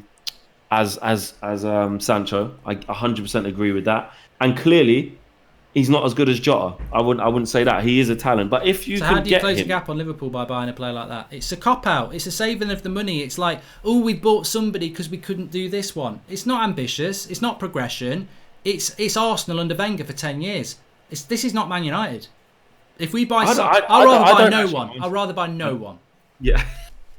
I would rather buy no one than buy shit. And I'm not... you know what? No, he's not shit. He's not shit. Ismail Sarr. I've said it. He's not shit. People will get tweets and say he's not shit. He's not shit, but... He's not shit. He's not... The reason we need Sancho is because we're trying to close a 30-point gap. I'm not saying... Listen, everyone's coming for me in the comments. I'm not saying we don't need Sancho. I'm just saying everyone's acting like Sarr's awful. Sarr's not better than Dan James. Is Sarr better than Dan James? You're not in the middle. Yeah, he is, yeah. So if you had Sarr instead of Dan James as backup, from the bench, are we not a stronger team? The only issue is, and I think we should get Sancho and Sarr. Well, that's what I'm saying. I don't mind that. Yeah. But look at Liverpool; they just got Jota and Mane on one side. We'll get Sarr instead of Sancho, and that's what frustrates me. It's like, if it's instead of, how does Ollie progress? You know, Klopp's a better coach than him. That's not Ollie's fault. He's a better coach than him. He's got a better squad than him. If Klopp is getting Jota for the bench and we're getting Sarr for the first team, how is Ollie? Ollie's an inexperienced coach. He's not on the level of Klopp and Pep. You can't then give him players that are not as good as the players that... It's not rocket science, is it? If you want to close a gap, you've got to give him players that are better than what they've got or as good. And that's the whole point of Sancho. That's why he was an exciting signing, because it's like, he is a player that can close the gap. Ismail Sarr can't close the gap. I think he's a better player than Dan James, and if you bring him into the squad as backup, as part of it, like I said, we should be in a position where we're getting Sancho and Sarr. That's what I'm saying. So I get. If it's I do like Sarr. If it's instead of Sancho, obviously it's not the level that we wanted. I 100% agree with that, and especially with, like you said, the the difference in manager in terms of what Pep would do with a Sarr or what Klopp would do with a Sarr versus what Oli would do with a Sarr. I'm with you. I'm just saying, if he's in the squad, then cool. I don't mind that. I think he's a good little player. But if it's instead of Sancho, of course not. We should be going for the top. I think that's what I should have phrased it as that. If it is, then that is the thing that's going to make me cry. Yeah. Because to know that Jadon Sancho wants to come to United, and to know factually that he's waiting to come United, and United to go, nah, we're getting Sarr. I feel sorry for Sarr because my reaction to it is going to be very disrespectful. Not to him personally, but I will lose it. I will lose it. To know Jadon Sancho is sat there wanting to come and we go and get Sarr. They're not going to pay 100 million. They're not going to pay 100 million. I still think they will. I'm so glad Solskjaer gave us a little hint that he's unhappy without saying it. When he was asked if he wants to buy more players, you could clearly see he wants to put the board to stop his ambitions, says Chelsea Hesland. And excited for the game today. What's your score prediction, says Wadu. And Dubai, says Anna. I love these little chats with Flex anyway. It reminds me of the penalty for Bruno against Villa. Yeah, because you're actually prat for that. Absolute prat. I still think it's a penalty. You probably still think it's a penalty. I do, yeah. Absolute prat. But that's what the channel's all about. Without all this bloody aggressive, bullshit. That's not what we're about. We're mates, and we do. But you do disagree. You all disagree. There's nothing wrong with it. It's what football's passion. Ollie said this yesterday. I don't know whether you heard this, Flex. I thought it was brilliant actually on Ollie. He said he was asked the question about the unrest on social media amongst the fans. Now, maybe a year ago, Ollie would have said, well, those who are the loudest aren't always the brightest. I think he said something like that a year ago. Back to this time, no, we didn't say anything like that. What Solskjaer said about the unrest on social media was, Man United fans want to see the best United side. We want that passion. Yeah, exactly. Man United. Yeah. Our manager is saying that he wants that passion. Sir Alex Ferguson wanted it. So don't. If Flex wants Sarr over Sancho, don't go after it. Don't put words in my mouth. I did not say that. Don't worry, it's never you who gets clipped up anyway. It's always me. I mean, I can literally say, some people say Sancho shit. I like him. They'll just clip Sancho shit, and say Goldbridge says Sancho shit, even though it's got nothing to do with it. Sancho now and Sarr in January thoughts, says Aidan Ronnie. I mean, look, I'd like them both. I mean, look, if you're buying Tellez, I like Luke Shaw. You've got two very good left backs. We've got Van der Beek now to cover Bruno or Pogba. I wouldn't say no to Raul Jimenez up front with Martial. I don't mind us having two good players in two positions, but you need that. That's what we need. That's what we're striving for. That's why I'm saying you wouldn't take Rashford and Sarr on one side and then Sancho and Greenwood on one side. I don't know why everyone's crying. Yeah, I'd love it. Paul Banks says, not missed a game for 10 years. Live in Australia. I've seen that team and going back to bed. God, Paul. Get up, Paul, you'll be fine. The instalment type pay is ruled out by Dortmund. Rumour, is it true? Says Nitten. And Sancho now, yeah. I don't think the instalment thing is ruled out. I think a lot of people are getting confused with this here. I think if United agree to pay 108 million and they give them 80 now and 30 next year, Dortmund will do that. I think the problem is that United are trying to build a deal around add-ons. Flex and Mark, you guys are the best. Keep it up, man, says Ivan. Thank you very much. And Sancho starting for Dortmund. Are you concerned at all, Mark? Says Theo. No, I don't think we're concerned. He ain't coming. We're not concerned about that because Bruno was starting for Sporting as well. He ain't coming. Ricky's just tweeted saying, plenty laughed and said, what's international football got to do with anything when I said James played well twice for Wales. Ollie picks him in the league today for the first time in a while, plus makes a point about how well De Gea did in international games. So, and there's a video of Ollie talking again. I can't hear it right now because I'm live with you guys. So what's Ricky's point? He's basically saying, look, I told you Dan James played really well for Wales in the international break and he deserves to start. That's probably what his point would be.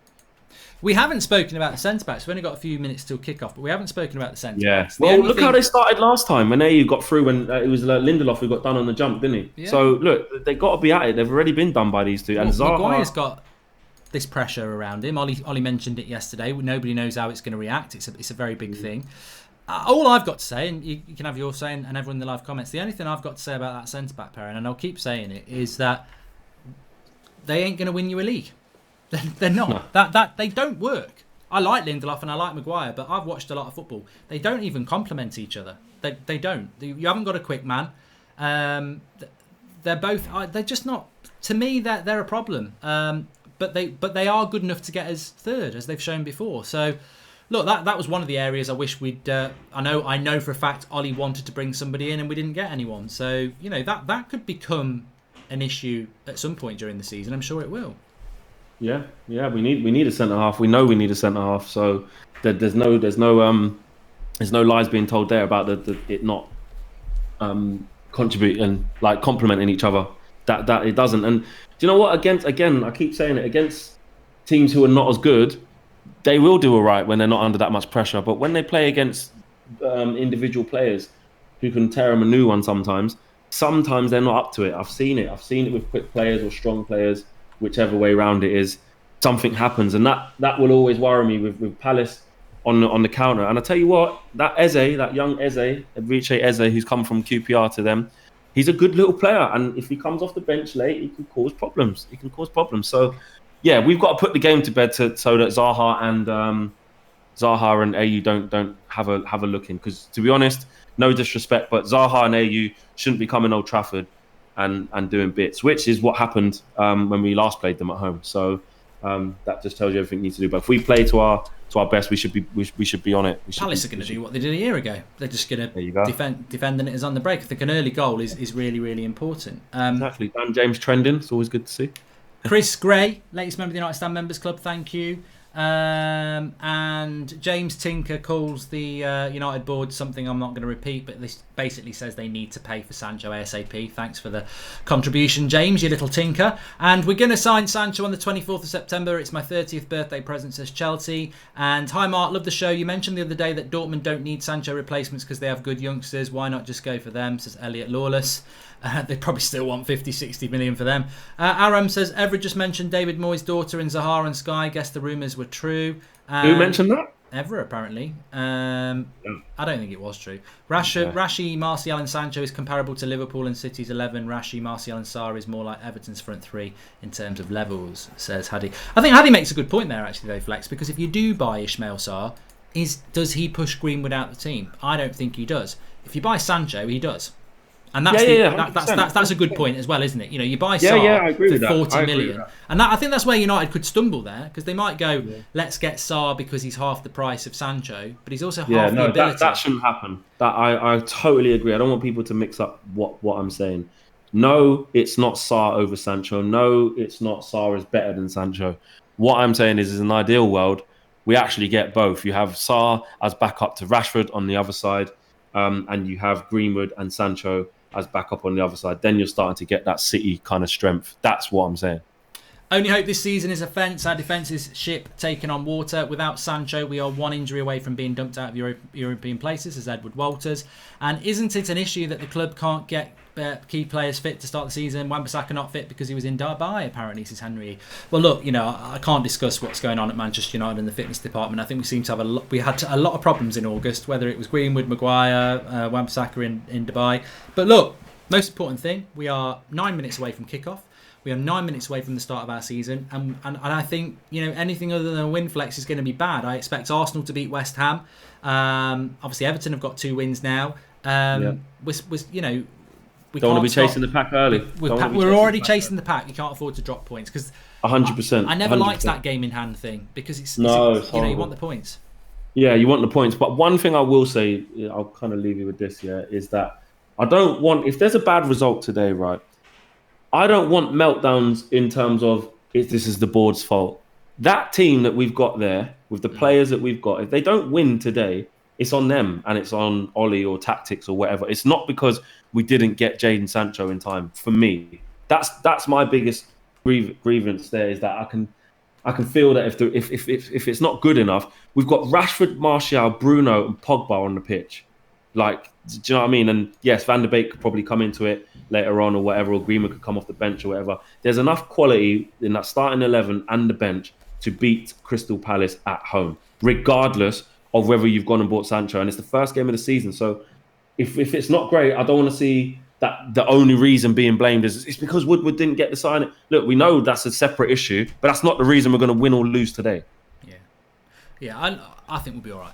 I think we've not even really spoken about Martial and Bruno and Pogba, and they're probably the 3 players that are going to win us this game.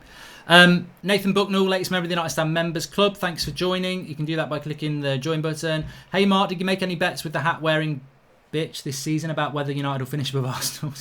I know who you're talking about now. I was like, what? Yeah, we don't talk. Flex is mates with him, I don't know. But I did do one with Robbie last year for £500 charity bet. I need to speak to him because he's gone very quiet on that. Get the money for the charity, man. Yeah, they won't do it this year because we're the favourites. But last year they were favourites, and I nibbled, and and I need to speak to him about that. 4th last season in both chance creation and dribbles. Bendia 7 assists with crap partners. 23-year-old. Why never mention his Sancho alternative? Says Yarinats. He had a good year, yeah. They're both stuck at Norwich. Campbell and Bandier are still at Norwich, aren't they? Yeah. Vabaf says, could 108 million be Sancho release clause, which is why everyone says if we pay, we can get him. Why else would Dortmund sell? They don't have to. I think it's not a release clause, mate. It's just that they've said to Sancho, because they're a selling club, if someone offers that, we'll let you go, because that's just the way that club works. Completely agree with Flex. Regardless of transfers, this team should 100% win today. No excuses. Yeah, and just before you go, Flex, I mean, I suppose that's what you're saying, really, isn't it? It's like, if we did lose today, or we did draw today, it's not about transfers. It's a bad result. Yeah, it's the players not being ready. It's Solskjaer putting out the wrong tactics. It's missed chances. It's mistakes, or it's whatever happens on the pitch today in front of our eyes is the reason why we won't win this game. People might say it's because of Ollie and see this is why tactically this, that and the other. But if it doesn't go right today, guys, point the blame in the right direction. And sometimes it can just not go right because it's the first game of the season. We could be rusty as hell. Cool. All right, well, we'll get you on at half time, pal, if you're up for that. Yeah, cool. See you then. But, we'll speak to Flex in a bit. You can follow Flex on Twitter at FlexUTD, and he will be doing all the fan cams as per usual afterwards as well. Super chat from Tim Z35 says Jota took no time at Liverpool. No, he took number 20 at Liverpool. All right, okay. If anyone's interested in that, there you go. And just a reminder as well, just before we get back into it, we are sponsored by Boohoo Man for this watch along. I'm wearing some of their clobber here. I love it. I absolutely love it. I wear it all the time. Nice little zip up top. You can get this, you can get lots of other stuff. You can also get a massive 40% off exclusively for United Stand viewers. The link is in the video description. When you go to checkout, just put your code United Stand, all in lowercase. They'll knock 40% off for you. And as well as a special watch-along treat, one of you can win an £800 voucher to spend at Boohoo Man. Links in the video description. When you go and click that link in the video description, you'll see an entry form. If you fill your details in and send it off, a winner will be picked at random at midday on Monday, and we will announce the winner on Monday night on the 8 o'clock show. Also, you can just click and go on the website and use the 40% off as well. All exclusive to you. Big shout out to Boohoo Man for that. And hopefully this will be lucky. There is a t-shirt underneath. I don't reveal that until the person scores, so let's see whether I've got that. But please subscribe if you're new, by the way, as well. Bottom right hand corner, there's Sir Alex sat there watching the match, getting out the house. Good old Sir Alex. He'll be excited about a new Premier League season. There's always an exciting buzz around a new season. Please subscribe if you're new, by the way. We're going for 838,000 today. We're currently on 830,000, 37,500. So keep subscribing if you're new. Bottom right hand corner, and sharing the video. Let's see how we get on with that. In the second half, we'll be opening up a page on our website where you basically provide the world with the most accurate Manchester United player rating system out there. Thousands of you vote, if you want to vote, by going onto our website. When the page opens, you mark every United player, including the subs, out of 10, 6 being average. You mark them out of 10. It will then aggregate all your thousands of scores so that when I do my match reaction, I can do the player ratings, give my player rating, and yours will come up, and we'll see how close we are together. So very excited to be bringing that back for a new season as well. Remember, that's what the United Stand's about. It's all about your opinion and finding ways to get more and more of it. So get involved, subscribe if you're new, bottom right-hand corner. And really appreciate you getting involved. I want us to scrape a victory today, just so it's added fuel for the Sancho deal, says Dominic Ash. I do not, regardless of transfers, I do not want us to lose or draw today. I do not understand that sort of a mentality. I cannot get my head around that. We must win today. I do not... I know it's very frustrating with our board, and I know we're in an emotional struggle with our board, and I totally get that. But there is nothing worse than the emotional struggle you get from being bantered by rivals such as Arsenal fans and Liverpool fans and Chelsea fans. We've got to start the season well. And there's my boy Luke Shaw as well. I think he's going to be really... I think, you know, for all the negativity, you've got Luke Shaw, you've got Paul Pogba, you've got Bruno Fernandes, you've got Anthony Martial. I think those 4 players have been ridiculously consistent for us over the last 6 months. And I think that they will continue to do that. You've then got Rashford with a point to prove, Dan James with a point to prove, McTominay with a point to prove, Maguire and Lindelof and Fosu Mensah and David De Gea with a point to prove. So we've got some star quality in there, and we've got enough players who have got a point to prove. So I think we're going to be okay today. Need to get the result. The game's on Sky Sports in the UK. And regardless of how we win today, we need transfers, says Graham Outerbridge. 100%. Totally agree with you with that. 2 minutes to go. Exciting. We're excited. I am very excited. Remember, you can, if you want to put a chat in to be read out, I mean, we'll read some of your chats out anyway, but if you want to support the channel, you can do your super chats by clicking the $sign. Make sure you leave us a question to be read out. And you can join the members club and have a badge next to your name like Billy and White Owl there. Like Luke, White Owl is a member, and he says Luke #NoAssist Shaw. Even people who love the channel still won't love Luke Shaw. It's all about opinion. Sean Turner says, team is so bad, can't blame the Glazers for this. Let's hope for Ollie's sake it don't go the way I think it's going to go. Does Sean Turner ever say anything positive? Was said last night on the Friday night show. And I was watching a watch-along from last season the other day, Mark, and you predicted Bayern versus PSG final. Hats off to you, says Elliot Lawless. Did I? Bloody hell. I do get them. I'm brilliant at Fantasy Premier League, you know. I got 82 points last week, which is very good, because the average was about 45. This week, I had Calvert-Lewin and James Rodriguez as my only 2 players. And I've got Luke Shaw and Bruno, so I want a clean sheet and a Bruno masterclass. Thanks for the contribution from Abdul Ali, and playing a left-footed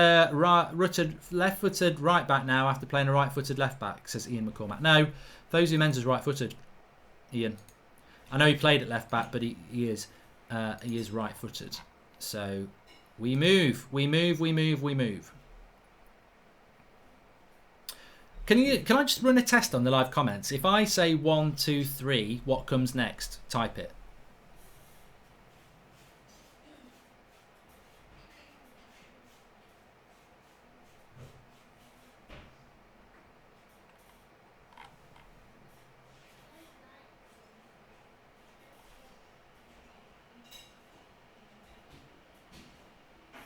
Thanks, everybody. Right, we've got a new member, which is JW into these. Thank you very much, mate.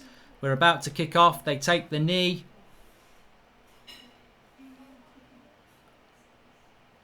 Andros Townsend, Wilfried Zaha.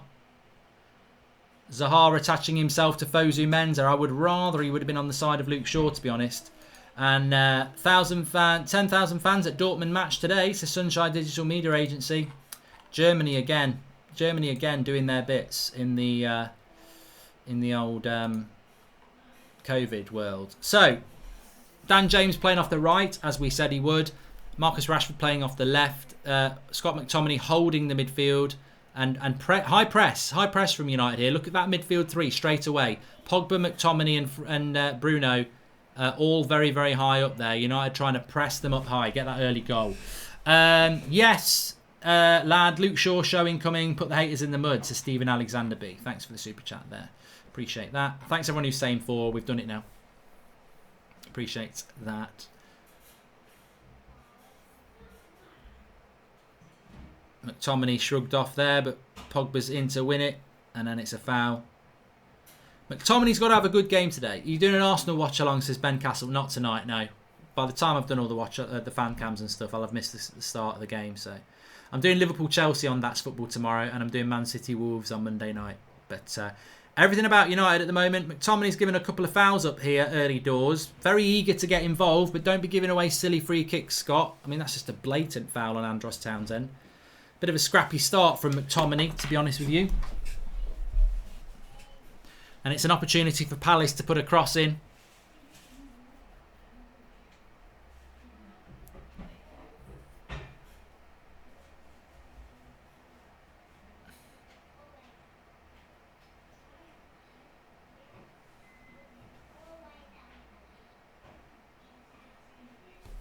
Here it comes, cross from Andros Townsend. Oh, the clock is working, by the way.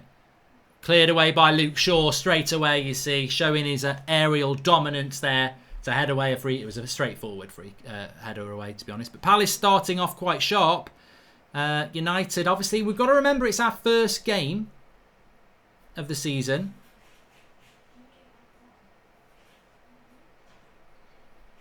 So Palace may well be sharper. It's their third. They played a Carabao Cup game on Tuesday. I mean, granted, a lot of their players got rested, but I do like Luke Shaw at left back. I don't know whether I've said this before, but it's nothing to do with any obsession. It's just the fact that he's naturally left-footed and provides natural width. What t-shirt should I wear? Greenwood or Martial, says Jordan Vlogs. Well, being as Greenwood's not starting, I would go with Martial.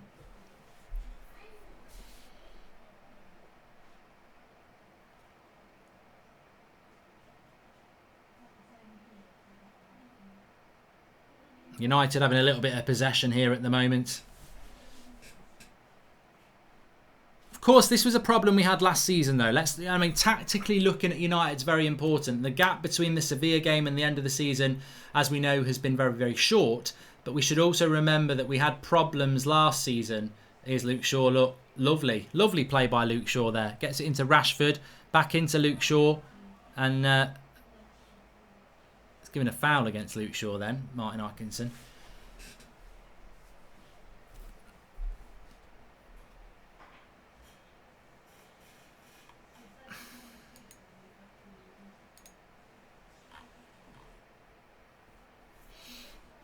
Super chat here. We're back, Mark. Feels so good to be watching our team play and not be talking about the board or transfers, says Daniel Luciano.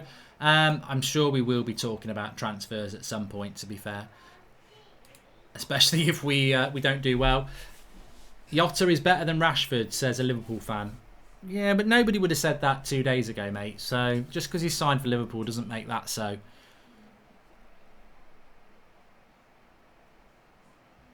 But it is nice having Luke Shaw back to give us that natural balance down the left-hand side. And look, exactly why we needed to get Regwell and Artelles as well. Because if Luke Shaw gets injured or, competition, it's just good to have a left-footed left-back. And ideally a left-footed left centre-back as well. That's a terrible ball by Harry Maguire into McTominay. It's a little bit of a nervy start by certain players, which is probably what you would expect at the start of the season. Ario Sarafras has just said that. Pogba being closed down as well here. Good recovery tackle, but no real opportunities for United to get near the penalty box yet.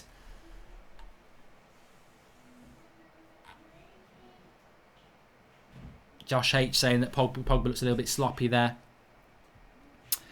Please subscribe to the channel if you're new. Bottom right hand corner. McTominay with another foul as well there. That's 3 in a row.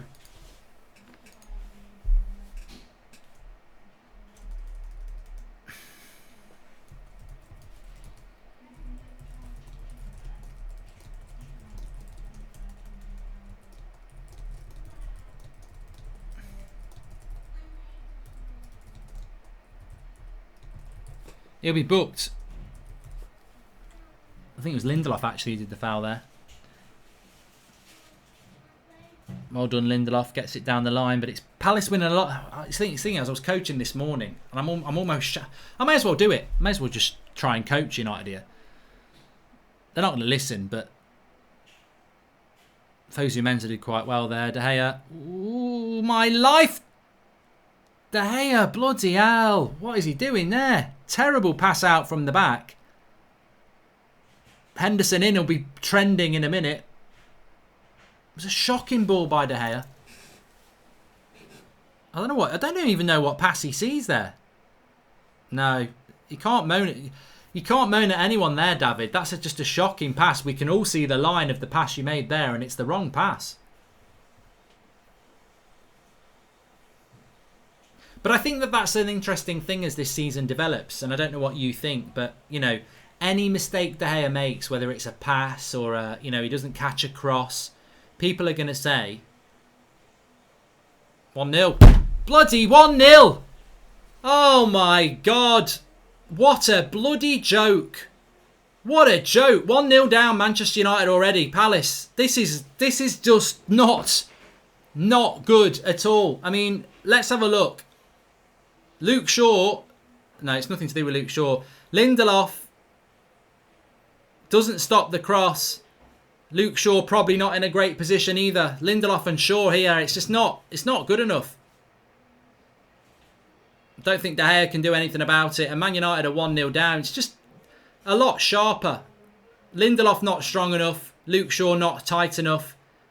And it's a good finish by Townsend. And it's 1-0 straight away. And I think at the end of the day, that's just sloppy start by United again. The team just looks like it's lacking confidence. Really poor. Really disappointing. I'm quite surprised by that. Just a sloppy start. It's only what Palace deserve. Bloody hell.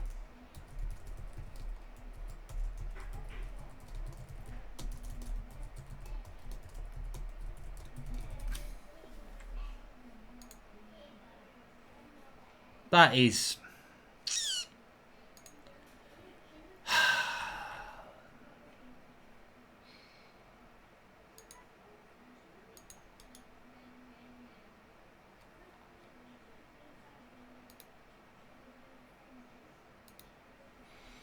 Changing the score.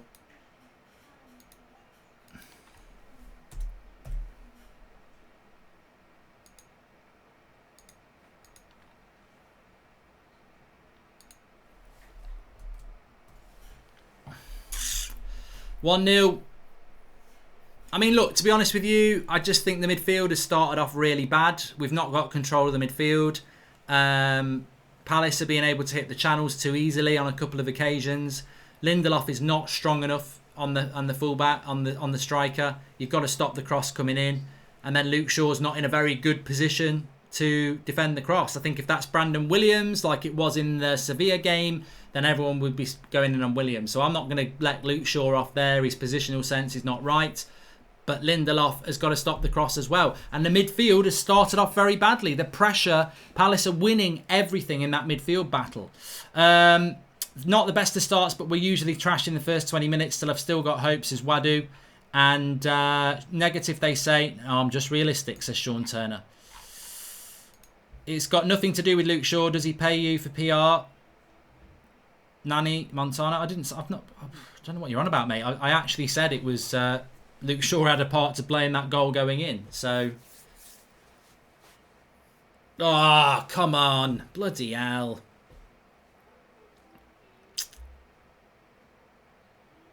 Oh, Bruno with a shit pass now.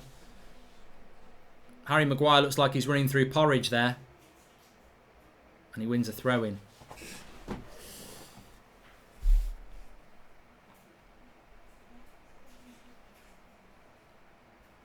I've got to be honest. I think the McTominay thing was a mistake, and we'll wait and see. I just do not think he is good enough for that role. In a way, it's good that we lose today. It will give justification for Ollie to persuade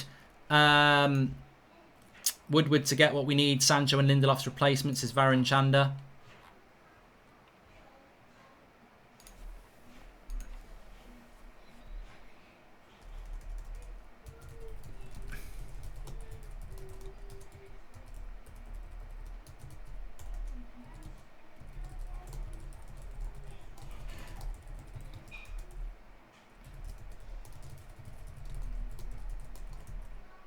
Well, you know, the bottom line is we haven't been near their box in 10 minutes.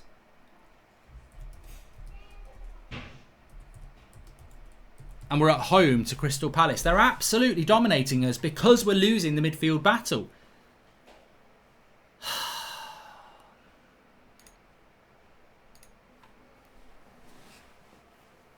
We do miss Matic. You're absolutely right. We do. Super chat from KA. This season we won't get away with being sloppy. Need to wake up. Hey, the one positive is fans will go mad. Do we until we buy players. We are a reactive team, says Magic Eye. Daniel Brindley says 7 minutes to further prove this central defensive partnership will not work. I know. I said it before the game to flex, didn't I? In a way, it's good that we've already done that from Varun. Thanks for the super chats that are coming in. Remember, you can do that by clicking the $sign. Please subscribe if you're new, bottom right-hand corner. It's early days. Let's not panic too much, but it's not a good start from United. It's lazy. It's lacking fight. It's lacking ambition. The midfield is getting absolutely battered.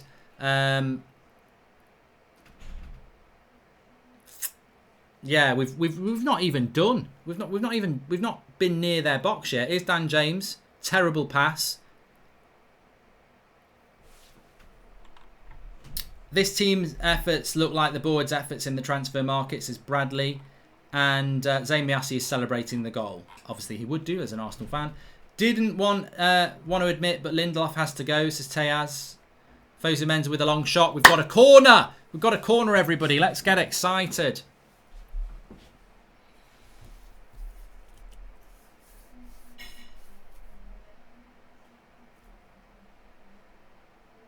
Now, Harry Maguire this season, how do you keep a straight face watching Man United? I must admit, I'm probably in a little bit of shock at the moment from this start that we've had. I am in shock. I'm stunned. But look, Bruno puts a good cross in. Harry Maguire's got to start scoring some of these corners this year. Seeing how Leeds play, they'd beat us easy, says B. Yakov. Headed down. McTominay, Dan James. Bruno's got it back on the right-hand side. Back into Dan James. He needs to get that in. Oh, it's cleared. It's over. Lee Man United says, there's no passion. Fucking hell. There's no passion, no urgency. Just Ollie just sitting there. We play how our manager is. Well, Palace nearly got another goal then. Lindelof headed it back to De Gea with not enough power on it. And De Gea nearly got caught up by Ayew. So, if you watch this back, that's terrible by Lindelof. Bloody hell. We look a bloody mess.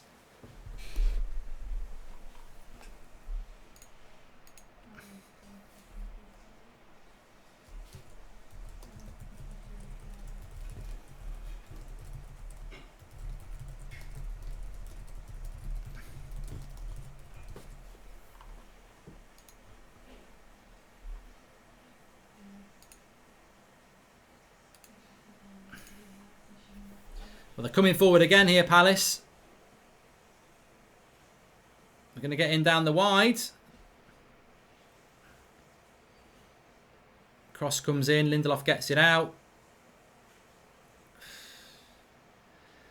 The trouble with this start is the risk of playing Dan James, Fosu Mensah, Scott McTominay is that it's actually gone the way the critics... And I didn't say it. To be fair, some of you said it. The only player I wasn't happy with was McTominay, but at the moment, Palace have seen that team sheet and they're confident.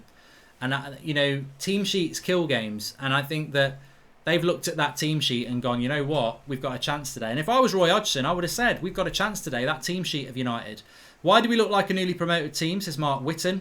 And started watching NFL this season, it looks to me like the Glazers' first priority is Tom Brady, not United, says Let's Peldo 777. Ashley Larkham says, why do we always start games so slowly and lethargic? Seems to be a consistent thing. Well, remember this season we don't get the drinks break at 20 minutes. So they need to get their arse into gear quicker than this.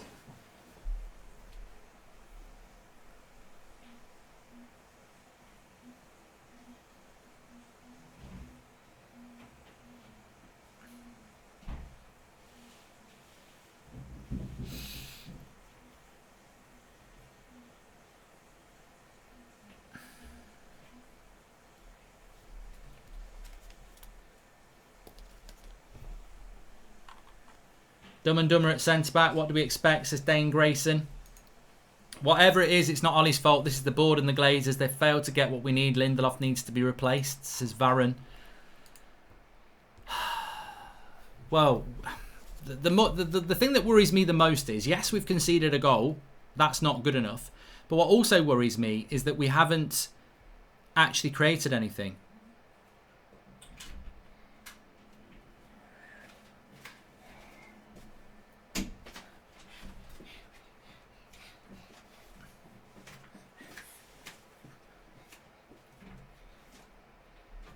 Bruno Fernandes has gone down injured here.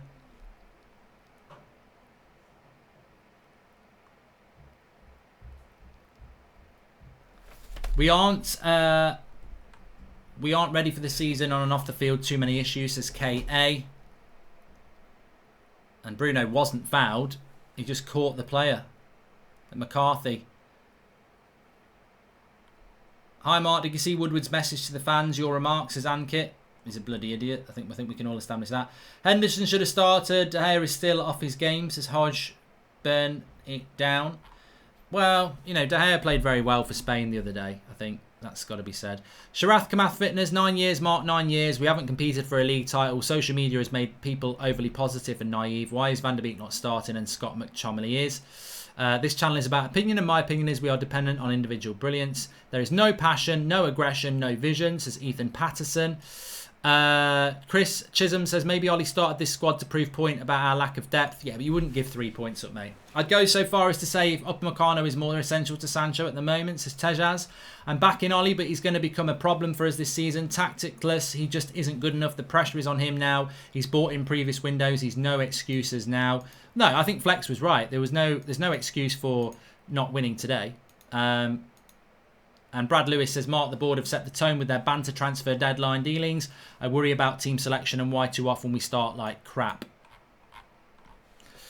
A lot of people not very happy. Please subscribe if you're new. Bottom right hand corner, 34,000 watching. Share the video as well.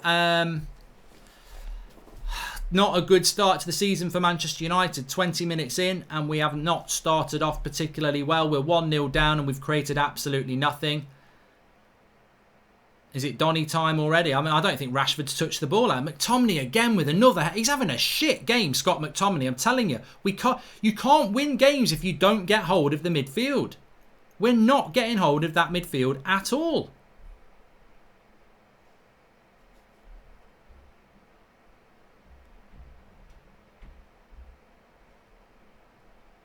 Shocking. Absolutely shocking. Free kick to Crystal Palace here. And the worrying thing is the half is going round very, very quickly. So they'll dink this up to the back post. United hopes fading like the red. That top doesn't look very red, does it? This new top does not look very red. What do you think about the situation? Says headed away. No, not headed away by Rashford. We don't win the second ball. Harry Maguire just about clears it. And then Pogba does clear it. Mark, what do you think about the situation in Belarus? Says Christian. I'm not aware of it, to be honest, mate. I've not seen any news lately. Martial's in. On his own. And it's cleared. This is how United are playing at home. We're going to struggle to get top 4, says Nemo the Fish. I mean, the reality is, if I can be absolutely honest with you, Jadon Sancho doesn't change this result. Here we go. Paul Pogba. Shoot, Pogba. Oh, good shot. Good, easy save by the keeper at the end. But he's on the edge of the box there, Pogba. Dummy to take a shot, which opened him up a little bit of space. And he doesn't really connect with it as well as you'd want him to. Not bad, but custom save for the goalkeeper. But yeah, what I was going to say is Jadon Sancho doesn't actually make a big difference to the team. What you need is it's Scott McTominay at the moment. That's the one.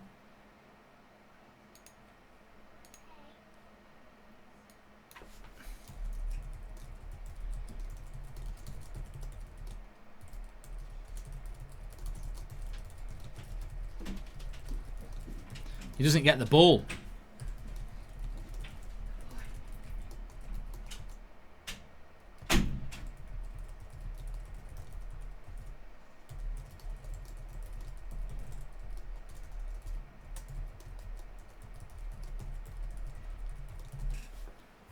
Midfield looks very, very shaky, and Crystal Palace are absolutely dominating. I mean, look, I said this before the game. The McTominay selection worried me, and I know Flex said, well, you know, you can't judge it on another game. But McTominay played against Palace only 2 months ago. It's not that long, and they dominated the midfield until we brought Matic on. Can just imagine what Roy Keane would be saying to this lot. Where are the leaders, says James McIntyre.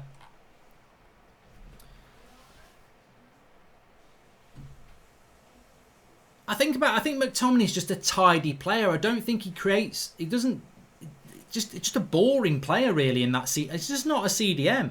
I always thought McTominay was more of a box-to-box player. I don't think he's a centre defensive midfielder. Here he is. He'll hit that. Oh, unlucky. Get him. See, that's where I think McTominay does more of his damage in a more advanced role, not as a CDM. Like, he's on the edge of the box here and he gets a shot off. And I think that's where McTominay's a better player. He's not a CDM. He can't control the midfield. He's more of a box-to-box player. And I don't know. And even McTominay said this to himself. Not to himself. He said it to the press, because I read it. That he sees himself as a box-to-box player, not as a... I don't think he's a CDM. I just don't. And I think that's why we're not controlling the midfield here. We've got to get a goal back. Obviously, we've got to get a goal back. We need a goal back before half-time. It's a poor ball there by Martial. And they're charging at the back three here. He's going to go. McTominay does well there. Well done, Scott. He's had a good shot and he's made a good tackle there. Fair play. Maybe McTominay can build on that now. A bit of confidence. I'll remind you someday. I'll remind you some other day. Remember these words. Pogba will look world class when playing with Van der Beek, Matic and Bruno. McTominay is good to end game. That's it, says Sharath Kamath Fitness. Honestly, I'm here shouting at the TV already, says Stephen Cherney. Lindelof and Maguire is so shaky. Vibes of pre-Bruno happening today. Where's the leaders? Where's the passion, says Stephen Cherney. Off the ball movement is dreadful. Everyone just standing still as soon as we're in possession, says Barrett Powers. I mean, look, to me, it's a bit like Dan James and Marcus Rashford aren't even playing at the moment. Cross comes in. Harry Maguire wins a header again and basically tries to score 3 points in a rugby match. No direction, just lets it hit his head. Martial's got it on the far side. He's going to have to give that to Maguire. Hit it, Scott! Goal kick. He didn't hit it. He tried to play Martial in. Please subscribe if you're new. Bottom right hand corner. We're trying to get up to 838,000 today. Bottom right hand corner, we're live straight after with match reaction. We've got fan cams. We're live every night at 8 o'clock. We've got transfer news show every morning. Lots to get involved with the United stand. I think it's going to be an interesting couple of weeks. I didn't think it would be an interesting couple of weeks because we would lose to Crystal Palace or drop points. I'm talking more about transfer activity. But I tell you what, if the Glazers thought it was bad this week, it will be a lot worse if we do not get a result today. Zed Jamie says very poor. And Maguire not playing particularly well either. I think McTominay's done better in the last 5 minutes. He's given the ball away. Townsend up against Luke Shaw. Stand him up, Luke. Oh, he got to still let him get a shot off. I think the whole back four looks shaky. Even Luke Shaw looks shaky. They just don't look good today. Midfield, McTominay. It's a bit of a hospital pass by Fosu Mensah, to be honest with you. Shaky. Mark, it's one of two things. Either Ollie simply doesn't have the ability to pick a side or McTominay should be on the bench for Watford, says Brad Lewis. And off the ball, yeah, we've done that one. Thank you very much for the super chats that have come in. Regwell on announcement just now, says Jordan Vlogs. Liverpool and Spurs are doing it on purpose. They're announcing players when we're playing on purpose to banter us even more. See, half the half's gone. Theodore says Shaw's trash. Mate, I don't think he's the only one. I think individually picking out players is sort of futile at the moment. Of course, we've conceded as well. I've got Luke Shaw in my fantasy Premier League team. Pratt. A CDM would actually change this game because Maguire isn't there to cover the centre-backs, says Naveen. Matic, I think you mean.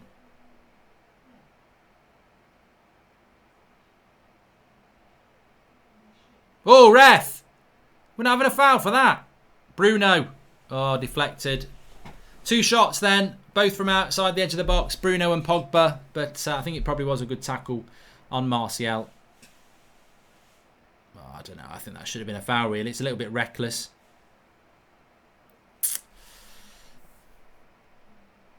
That's a foul for me. That's a foul. Ref shit. It's Martin Atkinson. We shouldn't transfer to beat Palace. We shouldn't need transfers to beat Palace. No excuse, says Cobb Ross Aitkins. I would agree with you on that one. Remember, there's an injury here at the moment. Remember, we're sponsored by Boohoo Man for this watch along today. You can get 40% off by using the United Stand code that you can see there. It's lowercase, it's not capitals. A link is in the video description. They're also giving away an £800 voucher to one of you. It will be one of you. Links in the video description to enter. Just fill in the details, submit it, and a winner will be picked at random on Monday lunchtime, and we will announce the winner on the 8 o'clock show on Monday night. Link in the video description to do that. And if you want to get yourself stuff like what I'm wearing, Boohoo Man, you can get that with your 40% discount as well, exclusively to United Stand. We're just showing there's the goal back here. Luke Shaw's nowhere near Andros Townsend on the back post. It's poor positional sense by Luke Shaw. And Lindelof really has got... I mean, look at Lindelof here. He puts his hands in the air when the goal goes in, but he's done nothing to stop the cross. It's the lack of accountability. It's the lack of responsibility. There is no doubt Luke Shaw needs to do better there. But Lindelof putting his hands in the air again reminds me of why Bruno Fernandes had to give him a bollocking in the Europa League semi-final. Take some ownership for your own thing. Yes, Luke Shaw's at fault, but the cross should never come in the first place. Lindelof and Shaw are totally at fault for that goal there. Pogba is so scared to push forward with McTominay as his partner. Is Matic injured or something? Just joined, Mark. Can you update why Aaron Wan-Bissaka and Matic aren't starting? Hashtag BoohooMan, Sharath Kamath Fitness. Ollie said that they both weren't fit enough to start. All clubs know the Man United board are toxic to deal with. Liverpool pay $5 million for Thiago instalment. Jota $4 million in first year. Yet Dortmund no to milk United, says Daniel Leckman. And Maguire is almost always in the no man's land. Doesn't anticipate the cross, as Nitton. I mean, you could look at Harry Maguire. I didn't want to sort of single him out there, but he is always in a position where he's neither helping anybody. And it's the same as the Europa League final, isn't it? The cross is on the cross on the back four. And also, you know, first couple of minutes, here is Luke Shaw. First couple of minutes we were pressing high up the pitch, and now that's now stopped. I haven't seen Rashford on the ball today.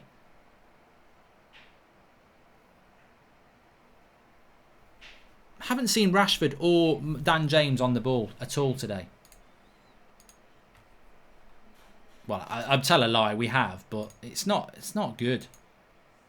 Here is Rashford on the left. Direct run into McTominay. Side to side. Lindelof. Here is Dan James. Just whips across in, which is more hope than anything. Bruno will whip across in.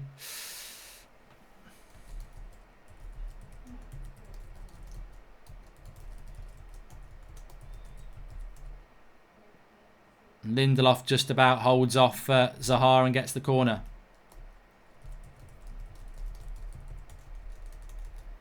I was worried here. It's Zaha up against Lindelof. And to be fair, I mean, look, it's Bruno. Look, where's the pace from McTominay there? That's a bloody joke for your centre defensive midfield. Watch that back. Watch that back. Zaha up against Lindelof and Bruno is breaking his balls to get back whilst McTominay jogs alongside. And that's your CDM. That's your bloody CDM for you. That's a joke. That is a bloody joke from McTominay. Watch that back. Clip that back. And you will see what the issue is with Scott McTominay as a centre defensive midfielder. He is jogging alongside while Zaha is, you know, going to slaughter Lindelof. And it's Bruno breaking his balls to get back. That's shocking. That is shocking, that is, from McTominay. I'm sorry. That's our attacking midfielder realising Lindelof might be in problems. Oh. Awful. Where's the bloody fight?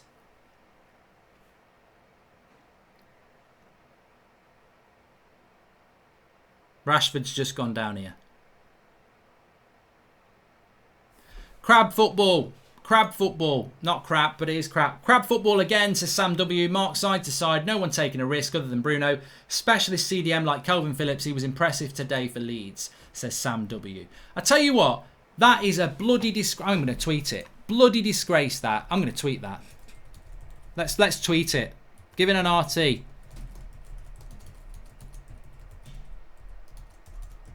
Jogging back.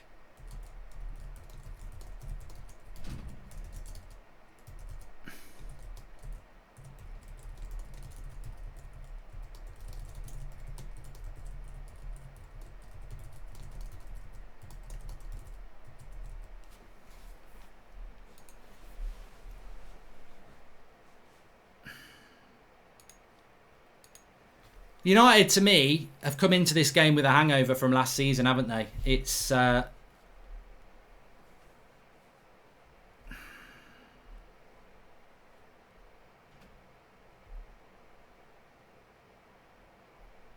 Please subscribe if you're new. Bottom right hand corner, we're only 80 subscribers away from 838. Bottom right hand corner to subscribe. You're very welcome if you're new.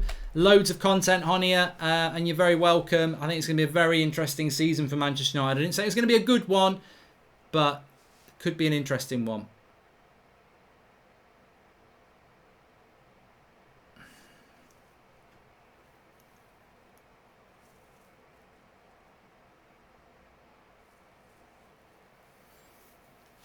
All over the place in the live comments at the moment. Just to give you a bit of a snap shot of what's going on. Lindelof's getting stick. Shaw's getting stick. Maguire's getting stick. McTominay's getting stick. Ollie's getting a bit of stick. The Glazers are getting a lot of stick. Do Lindelof and Rashford have the same sleeve tattoos, says Rad Baron. And thanks for the contribution from JH. Can I ask you something? Okay, the cross got in from Lindelof. Where was our other centre-half? This is a team game. I still believe Harry's pace tracking back will affect us in the Champions League, says Sharath Kamath Fitness. Mate, I agree with you. I've said this before. That centre-back pairing doesn't work. Anyone warming up, get a beer in to calm. I've got one, says Jordan. I need a beer. I definitely need a beer. Saturday night beer for me is needed. Well won, Bruno. Into Martial, back to Bruno. Fosu Mensah. Scott McTominay. They're queuing up on the left-hand side. Rashford. Hit it. Oh, Luke Shaw was on the overlap there. You should... Hesitancy. Hesitancy. You know, just shoot when the opportunity opens. Don't shoot when it's gone.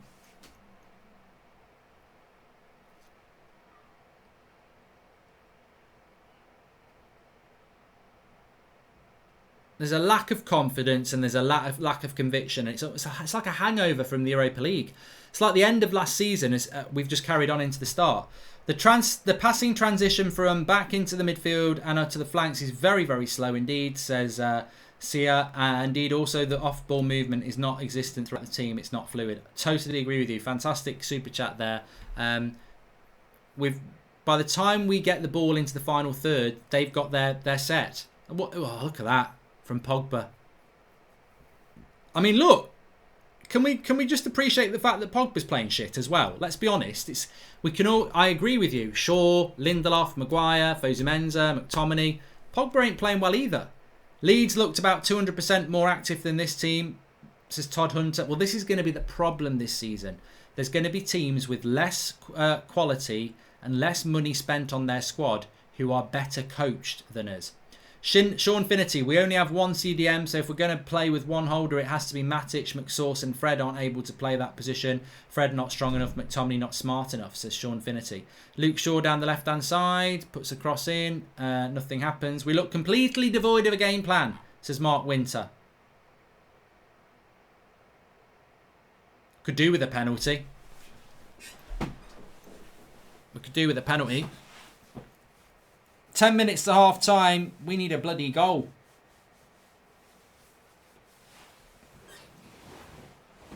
We are a joke. Top 4. Ha, says Chung Lee. Crystal Palace have made 88 passes. I repeat, 88 passes. What's wrong, Mark? Say something to me, says Sharath Kamath Fitness. Mate, I'm trying to keep it down on the down low here because it is the opening day. And I always feel that if you react too quickly, you could end up looking an idiot because we could end up coming back into this game. I expect us to come back into this game.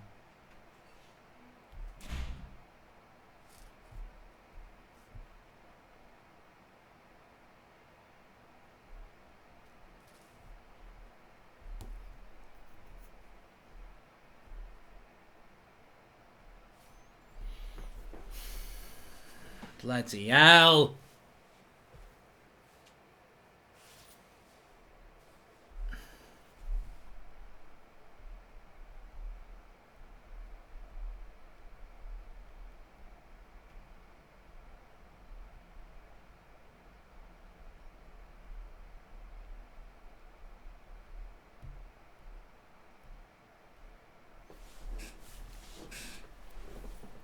Mark, Freds gets disrespected so much at this club, says Niall G.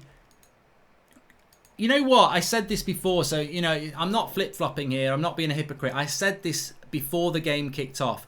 I didn't really understand why Fred didn't get picked, because he played really well in the Europa League semi-final. He played really well at the end of the season. And for me, he was the person who you play if Matic doesn't play. McTominay played terrible against Crystal Palace and between lockdown and the end of the season.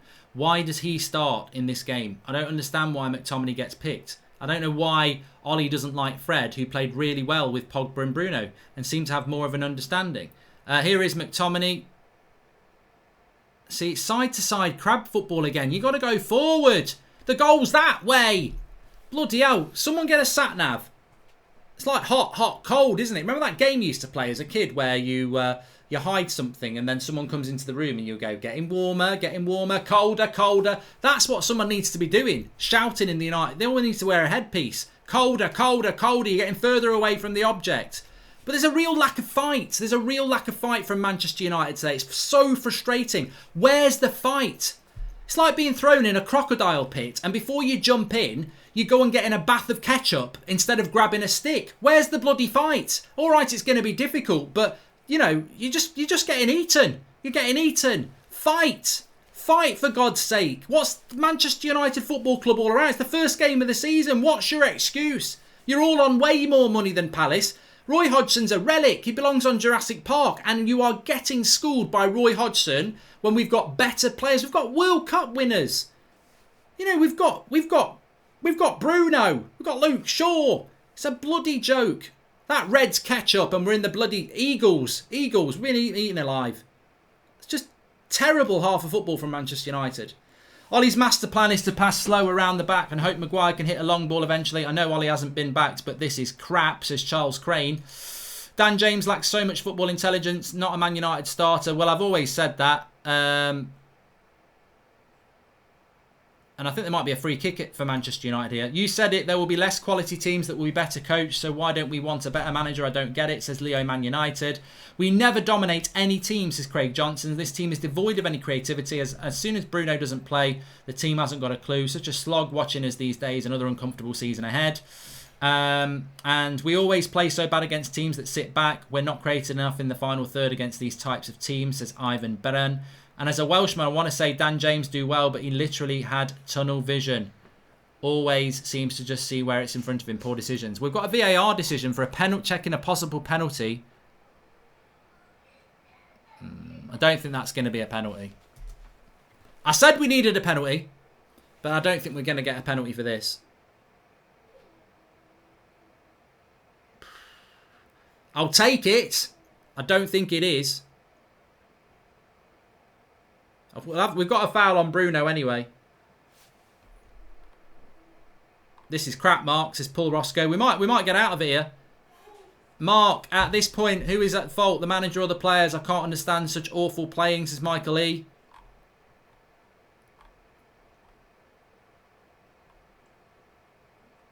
Do we think this is a penalty?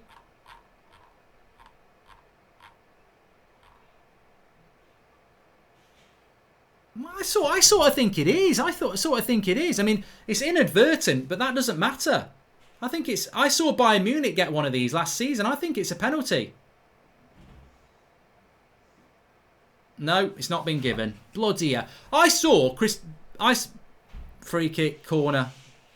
I think, you know what? I don't think we deserve it. I don't think Crystal Palace deserve to concede a penalty, but I think that's a penalty. I do. I saw Bayern Munich get a penalty like that where he swings his foot out and he doesn't know the player's there, but he connects him. That's a bloody penalty, that is.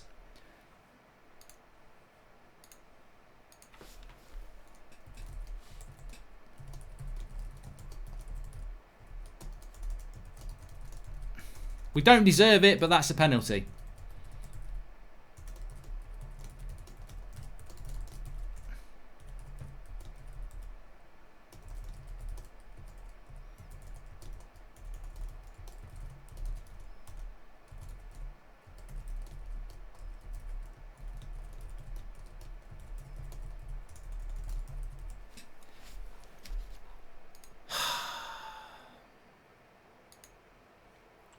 What goes around comes around, though. But to me, that is a penalty. I don't think we deserve it. I really don't. But He does foul him. These players need to self-motivate. New season, new challenge. Get yourself sharp and up for it. No fear. Last season means nothing. Where's the pride? Says Nick Bonov.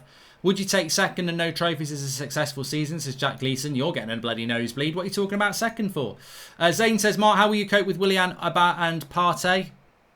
I don't really care. We know. We've done that one. No.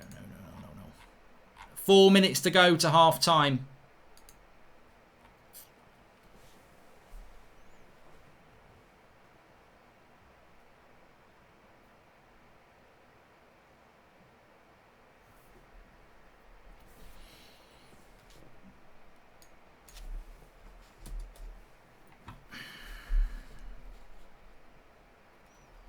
We've created hardly anything. I mean, the way this game's going, we're struggling.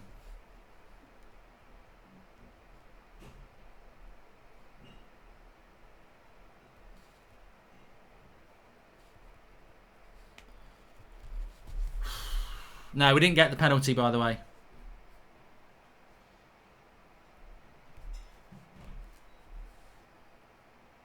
Nice ball out to Luke Shaw from Bruno into Martial. Luke Shaw. Oh, for fuck's sake. That was terrible by Shaw. Why is he not keeping that in?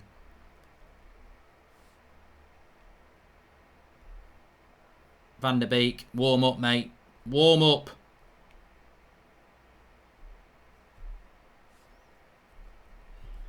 Get warmed up.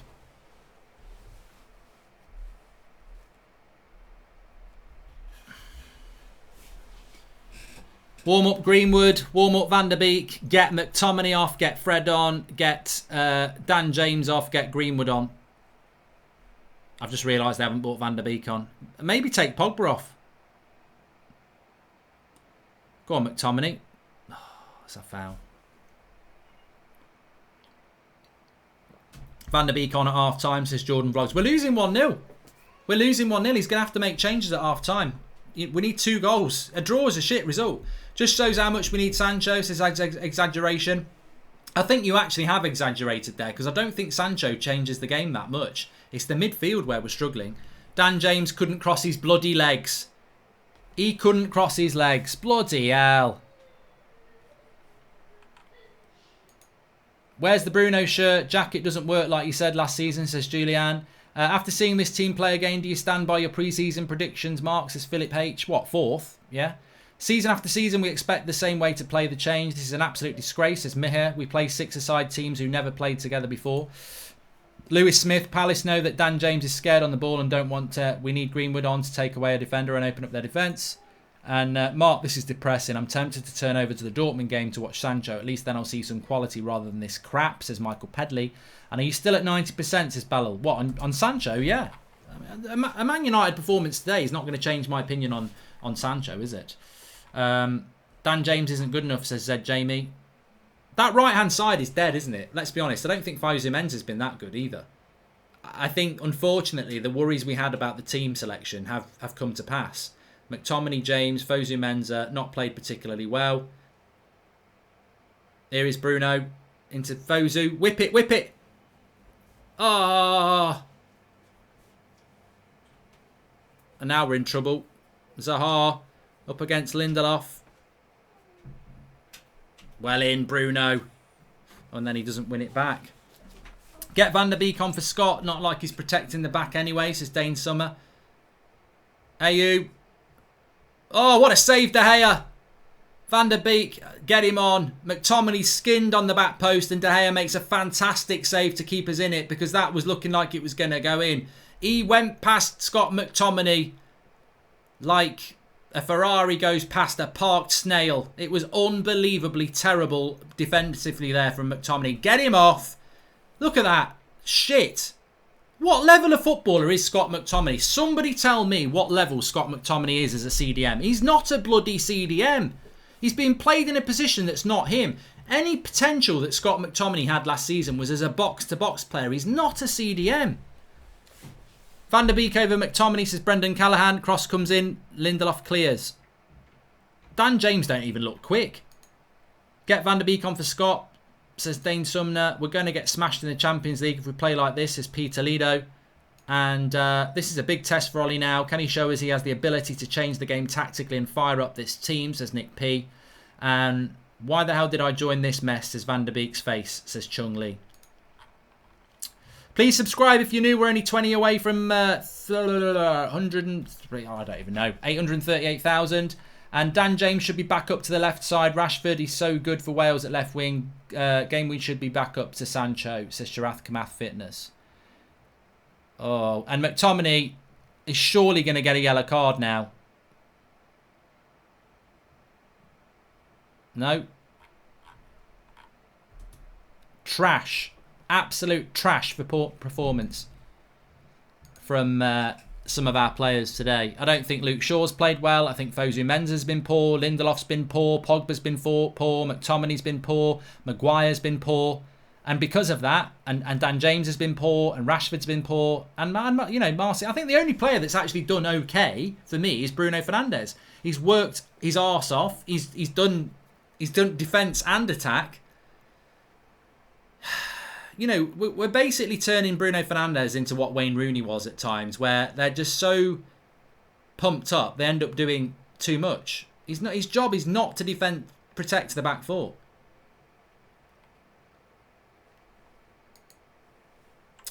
I think saying we should be fourth is arrogant. No way we're the fourth best team in the league. Got lucky last year, says Craig Johnston. Nice little reminder of what De Gea can do and what he's been doing for us for many years, says Daniel Luciano. That was a class save. The worst is yet to come. The panic buys, says that's it. And zero positional awareness, zero leadership, and a staggering lack of will, says Parth. I don't disagree with you, mate. Honestly, we're a top mid-table club. It's not lowered expectations. It's what we are and have been for 7 years. Average league position of 5th. This is just our level. Let's be real. Glazers out. And we've got about 10 seconds left of this half. Why does it feel that Bruno is playing like a CDM, putting a lot of effort to defend? Why is Ollie not making subs, says Admiral K? And maybe this performance will push the board to get Sancho. I'm at 2:30 AM in Australia to watch this, and I'm devastated, says Ritvik. I mean, look. Forget the transfers, people. He's got to sort this game out. He has got to sort this game out. We are 1-0 down at half-time. We totally deserve to be 1-0 down at half-time. They are the better team. They've been the better team all that half. Hodgson looks relaxed. The team look relaxed. We are not posing them any problems. And we've got 45 minutes to try and find 3 points in a game where we don't deserve anything at this moment in time. It's been shocking. A lot of you predicted it. I would not have predicted it to be that bad. McTominay's the equivalent of a paper umbrella. If United lose, Arsenal win, 6-point gap already. Never mind Chelsea and Liverpool and City going ahead, says Rubber Nicking Gang. Welcome to the Members Club, Anthony Dunn. Donny van der Beek saying in his head, this is Manchester United, right? Says Red Baron. Fred on for Scott. Van der Beek on for Pogba. Greenwood on for James. Come on, says Isabella. Umbrella. I'd agree with that. I would. Utter disgrace. Perhaps if Sancho will perform better, says XBB. You know what? In absolute honesty, I don't necessarily think that Jadon Sancho would make a big difference in a game where we're not getting the ball to the front three. Flex, can you hear me? Yeah, I can hear you, man. Go on then. Give us your thoughts on that half. Well, I predicted the rustiness, didn't I? But that was beyond what any of us could have predicted. Absolutely awful. Midfield, none of them getting on the ball, none of them keeping the ball. Defensively, shocking. We spoke about Ayew and Zaha being able to put you under pressure in moments if you're not at it. We were outfought, outplayed, everything, absolutely awful. The right side to me stinks with Dan James and Fosu Mensah. It hasn't worked out. Amateur, isn't it? Amateur. It's really bad, so bad. And you know what? Again, it's halfway through the game. But I said it, if it doesn't go right, don't look at Sancho, don't look at Ed Woodward, don't look at that crap. Look at these players and how they're playing and how they've been set up. And it's absolutely shocking. Luke Shaw got himself in a bad position, obviously couldn't get to Andros Townsend in time. Lindelof doesn't do enough to stop the cross. It wasn't even a particularly dangerous cross. That's the worst thing. He's gone to the only player it could have gone to. Dispossessed in midfield. Bruno, shocking. Martial can't get in the game, heavy touches. Rashford same. I think Bruno was the best player on the pitch. De Gea, just before the goal, De Gea, what is he thinking? And he's got his arms up. He's got his arms up as if to say, it's your fault, David. But then again, he's just made it. He's given us a chance. He has. But that just set the tone in and around a time when we conceded, and he was part of it. You know what I thought? We were talking about this before the game. Fred or McTominay. I think McTominay set the tone of the game in the first 2 minutes. He gave 3 fouls away. He was nowhere near Pogba. it.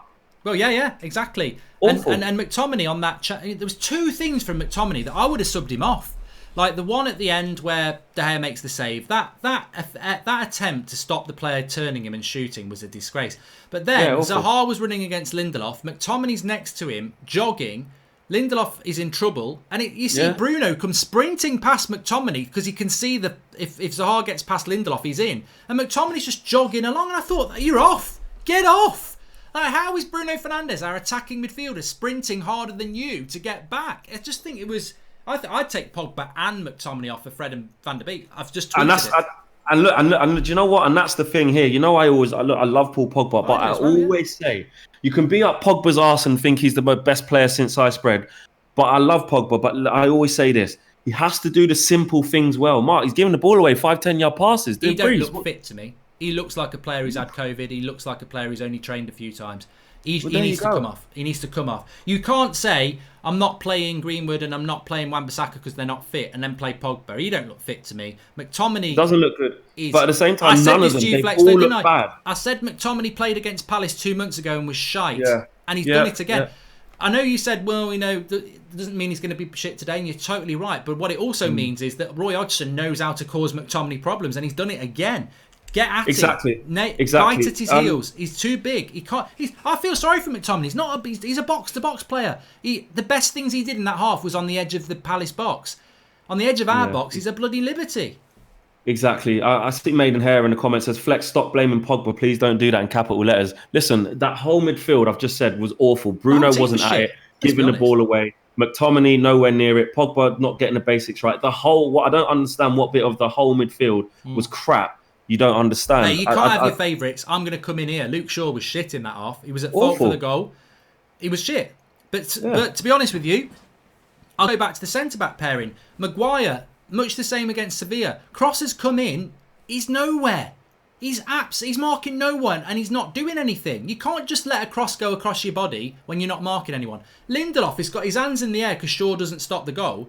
You've let the bloody cross come in, mate. That centre-back pairing is a bloody joke. No accountability, no leadership. And one of those is the captain. I tell you, that centre-back partnership is a joke. It is. Look, one ball over the top, down the wing. Yeah, look, he's chipped it down the wing. Lindelof's gone with the run. He can't stop the cross in time. Doesn't get tight enough.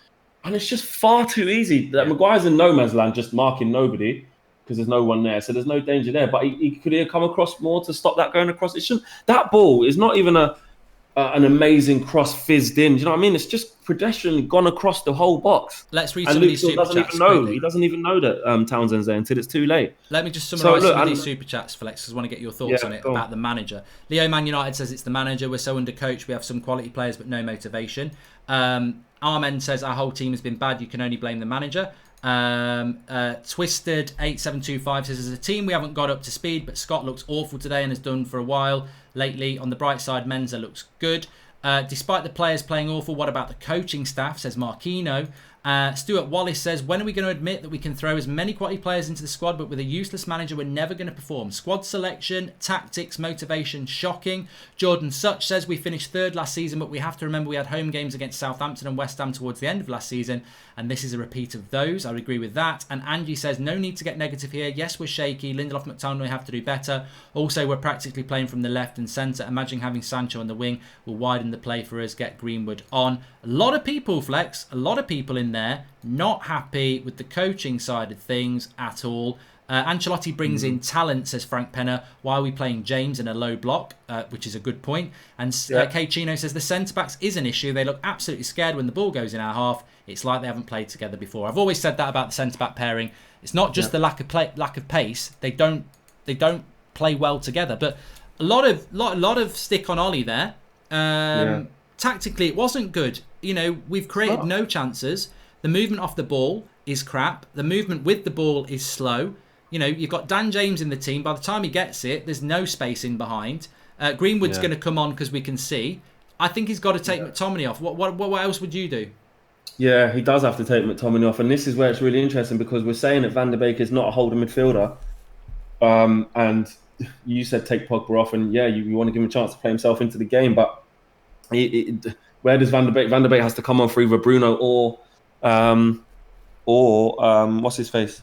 Pogba, because you do need balance. But McTominay does need to come off for Fred. So it's whether Ollie later on goes, right, McTominay, you're out. Because even Mason Greenwood coming off for Dan James, don't get me wrong, that is an upgrade. And Dan James, listen, Ricky loves the kid, and I want the kid to do well. But he got into decent positions, awful decisions. That shot that he took when there's 5 players ahead of him, Ricky always talks about keep the ball moving and make the right decision. He just side foots it into all of them. He's never going to score. Just pass it over to Rashford. Yeah. I don't understand.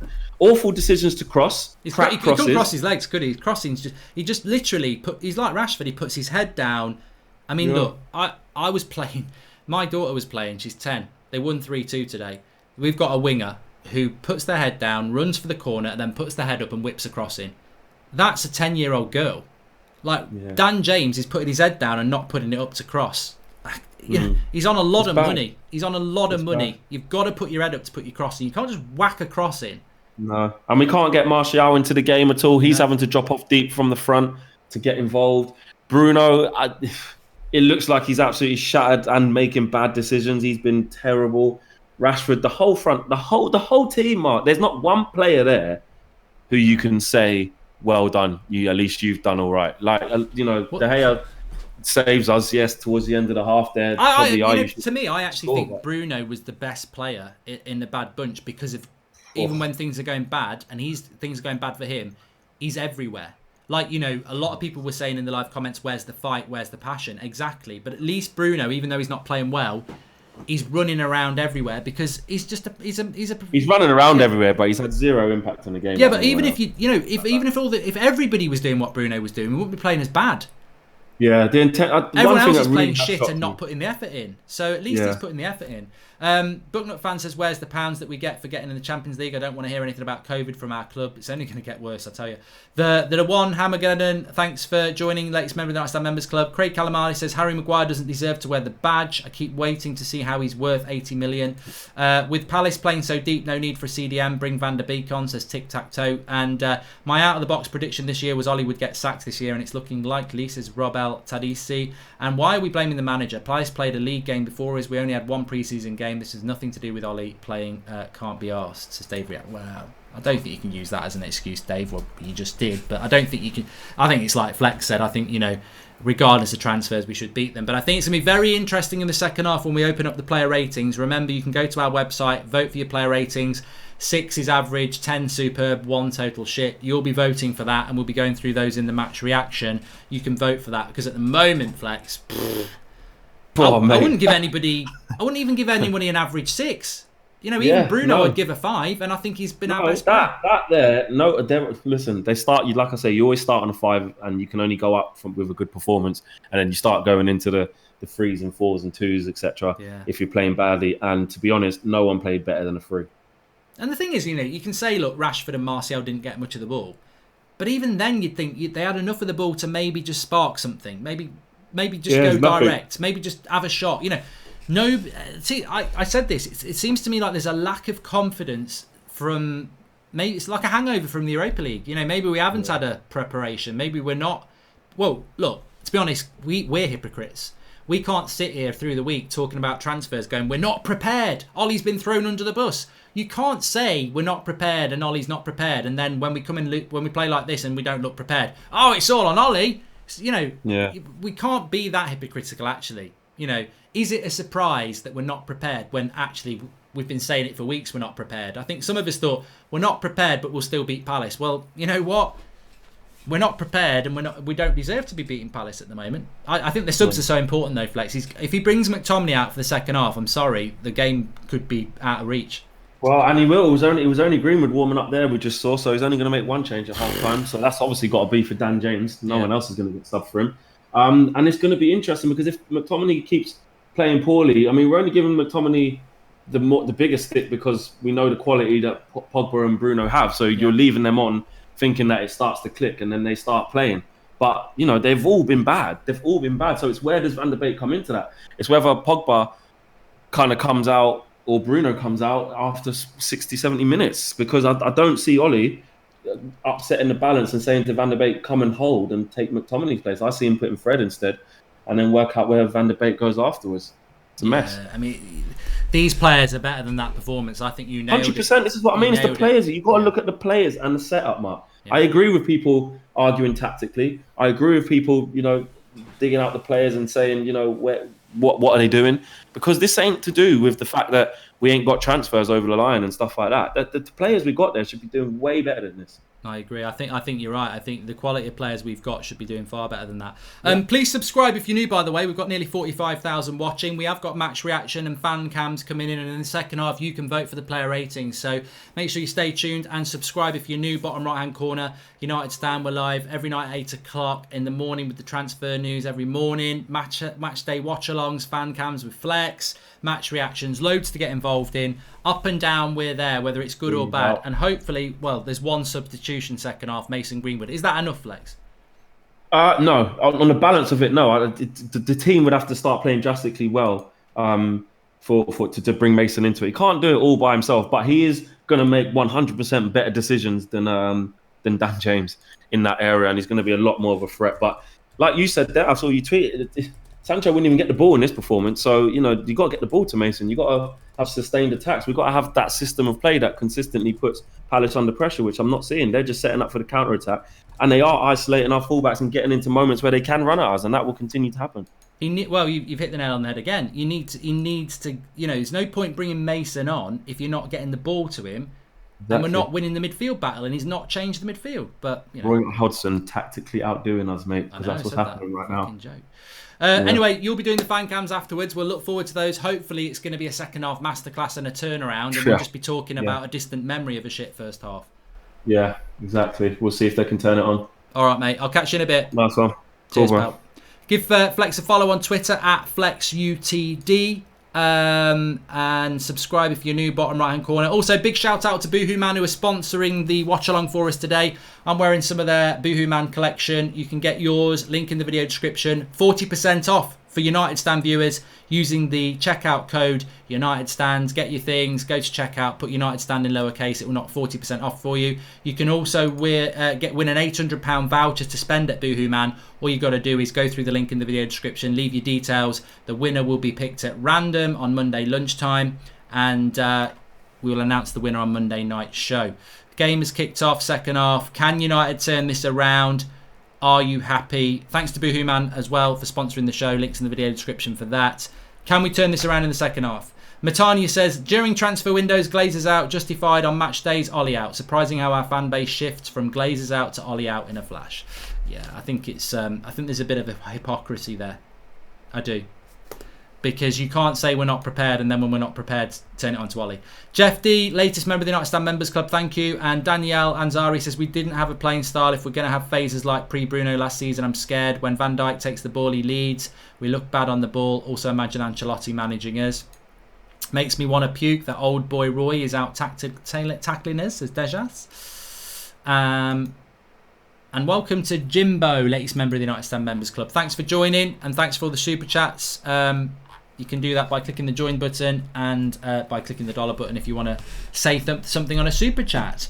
Glazers, Woodward, Ollie out, says Alan Borowski. And United are going to win this 4-1, says Batik. I hope so, mate. Is Ollie losing purposely to boost transfers, says Venkat? No. You wouldn't do that. You just wouldn't do that. No way. Aaron Wan-Bissaka apparently wasn't fit enough to start. Ultra rotten. So, Greenwood's on for Dan James. I still think the issue is the midfield. Hopefully I'm going to be wrong. I don't think the midfield's good enough. I think he should have made 2 subs at half-time. How can people say it's not Ollie's fault? Our training and game preparation is awful, says Armand. Oh, Rashford. And there's a player that's got to do more as well, Marcus Rashford. Ed Woodward sat watching. Boo! Look at it, he's smiling under his mask. Boo! Boo! Boo! He can't hear. Boo! Boo! Boo! Rashford is seriously hesitant whenever he gets the ball at the edge of the box and takes too many touches. It hurts to see, says Gustav. How can people... Yeah, I mean, I agree with Gustav there. I think we need to... he needs to be more direct. He lacks confidence. Here's Fosu Mensah down the right-hand side. Can we get something back?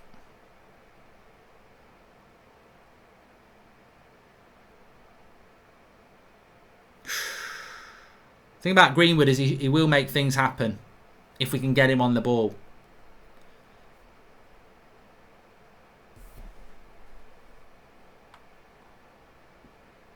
At least Ed Woodward's actually watching the game. He's not always there, is he?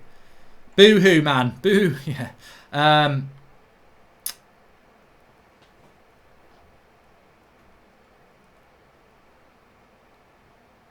Look at him having a little drink of coffee. Useless prat. Sir Alex Ferguson should go behind and start giving him a bloody... the hairdryer trick. Look at McTominay knocked off the ball again. Get him off! Oh, God. Luke Shaw. De Gea makes the save. McTominay again!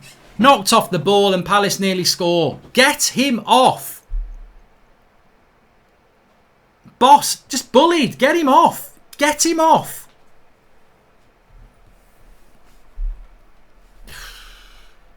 God, our defence is shit. It really is.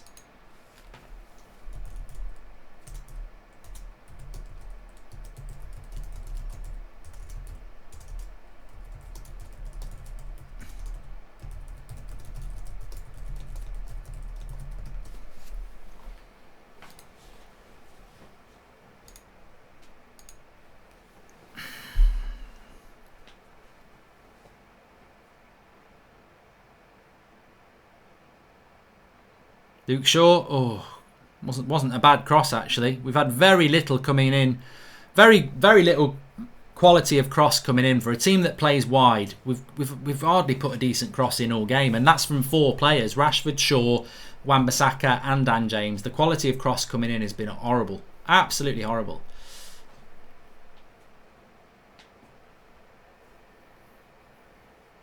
Please subscribe if you're new, by the way. Bottom right hand corner. Welcome to the channel. United Stand. Everybody's welcome on here. I don't know what to think about this season. I think it's very hard to predict because we're basically the same team as last year, and the team that last year was running on empty at the end of the season, and it feels like they're coming into a new season running on empty.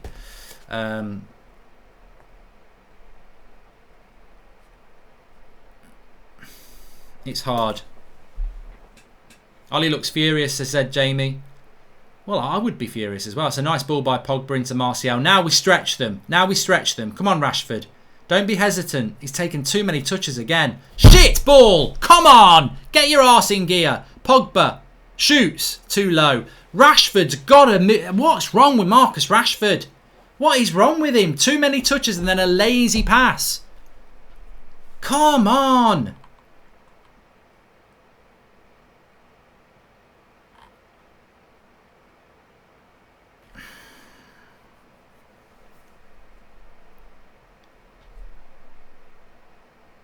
It's Palace. And what I tell you what, I think there's as much chance of Palace scoring again than there is of us. Zaha with the shot. Get rid of it. Townsend bullies off Luke Shaw there. Cross comes in. Get rid of it. Bloody hell. Oh.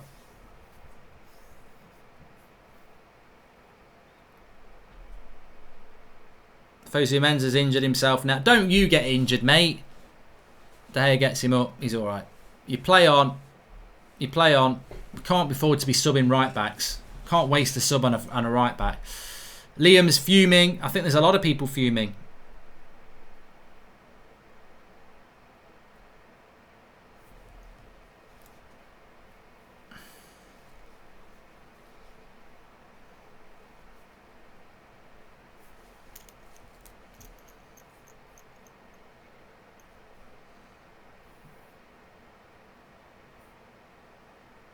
Oh, terrible ball by Shaw.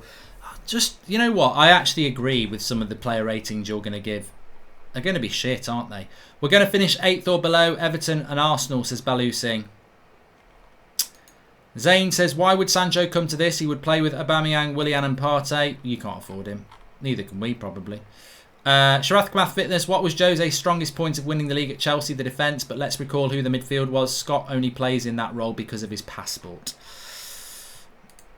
I can't believe McTominay has stayed on the pitch this long. I think that, to me, is something that I've underlined for my match reaction. I think it was a mistake to start him, and I think the mistake has been compounded by how long we've kept him on the pitch. We're making Andros Townsend look relevant in 2020. This is embarrassing, says Nick P.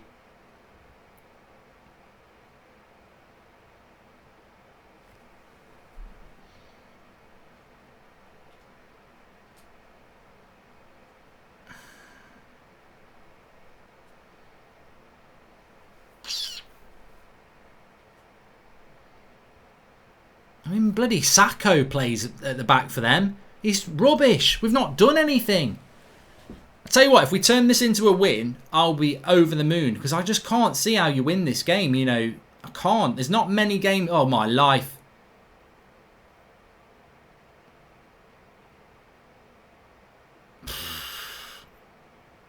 What are we doing? Zaha here runs past about 3 United players. No, it's not Zaha. It's not even Zaha. Bloody hell. I thought because they were coming off the left.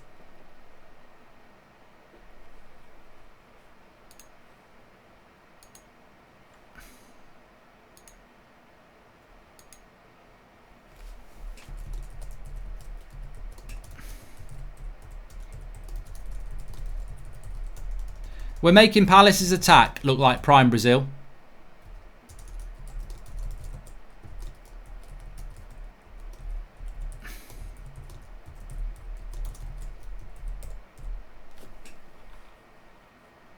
Free kick to United. He needs to make subs quicker than this.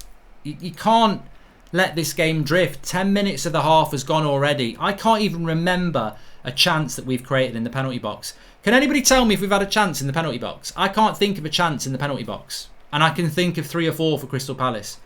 And I'll write that down as well. PB chances.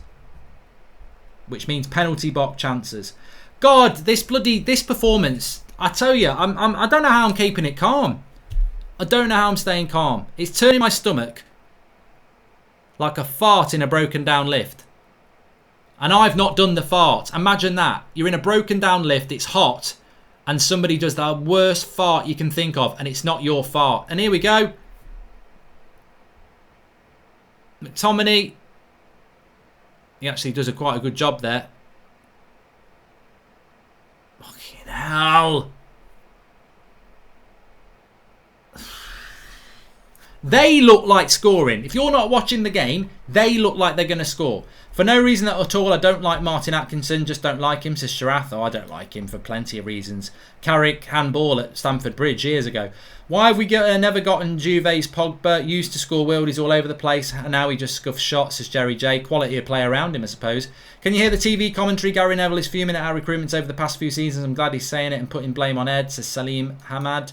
What has Ollie done here? Why would you start James, McTominay and Menza? I'm baffled and just can't understand his thought process with the lineup, says Sean Turner. Sack Ollie and get a better manager than him, says Jay Perryman. You know what I think the saddest thing is? We ain't closing any gap on Liverpool, are we? We're not closing a gap on Man City. We're going to open a gap the other way. We ain't closing any gaps. The sad thing is, there's not really any good players missing. All right, Matic is way better than McTominay and Wan-Bissaka's way better than Fosu Mensah. But our best players are on this pitch. Martial. You're not going to get a foul for that, mate.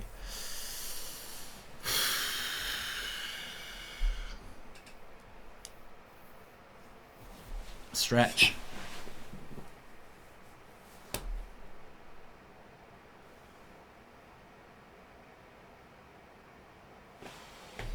Everyone really thinks Ollie's good enough. Wow, come on, says Leo Man United. What do you think of our pursuit of I don't know who that is, Boris. I don't know whether it's a made-up name, so I'm not going to say it. Yeah, but you know what? In life, you've got to make a choice here. And I know people are frustrated with Ollie, and I'm frustrated with his team and his selections today. But if you start going in on Ollie, you lose sight of the bigger picture. You can't spread your frustration because it becomes a confused frustration. The reality is, whether it's Ollie, Mourinho, Van Gaal or Moyes, none of them were backed properly. Ollie has not been backed properly. There is the bigger... What's more important? Exposing the fact that Ollie may not be good enough, or exposing the problem that's been there for 15 years? It's the board. You can't share the blame. The board is where the blame, and the Glazers is where the blame needs to go on this. We need to be more mature as a fan base. Starting going in on another manager just dilutes and moves the blame from where it needs to sit. I accept this is unacceptable. I accept we should be winning. I accept the tactics have been poor, and I accept the selections and substitutions have been poor. But you've got to make a choice. There's a bigger picture here, and the bigger picture is the way the board run this football club and the Glazers, and that you can't share that blame. You've got, at some point, you've got to go for one or the other. Do you want to go for another manager and change another manager who won't be backed, or do you want to put the pressure onto the board and the owners? And I think the time has come now where it's got to be put onto the board, because I tell you what, if you got a new owner, they probably wouldn't have Ollie as manager anyway, because they probably want somebody who's going to win them things. But that's a secondary problem. I choose to support Ollie. I choose to put the blame with the board because I'm fed up of it. Bruno is not as good as you man say. He plays like this most of the time and then scores a penalty. I like Bruno, but he can't lace De Bruyne's boots. Fuming, says Toby. Do you think Pochettino would make a difference at United, or is there no point, says Jack Gleeson? It shows how far we've fallen that Mark thinks Shaw is a good left back. He's average at best, says Jordan. Yeah, but you know, I love these sort of fans. They wait for the one bad performance. Greenwood should have scored. Bloody hell. He's got to score that. Free header, back post from a Fosu Mensah cross. Should be 1-1. They actually worked this quite well. He's got to score that. Doesn't even get it on target. He's got to score. It's not an easy chance, but he's got to get it on target. He knows it as well. Yeah, I mean, look, on Luke Shaw, he's playing rubbish today. I would say that. But for the last 6 months, he's been brilliant. So to home in on the one game where he doesn't play particularly well is somewhat agenda-ridden, isn't it? Why in the world is Van der Beek not on already? Ollie, get him on, says Salah Ahmed. And we can't change the ownership, though. We have been trying for decades, says Red Baron. And both, we need a manager that can get more out of squad. If we're winning these games and losing towards the end of the season, then that's the board, says Leo Man United. And shows how far we've fallen that Mark... I've done that one already. Thanks for the super chats, by the way.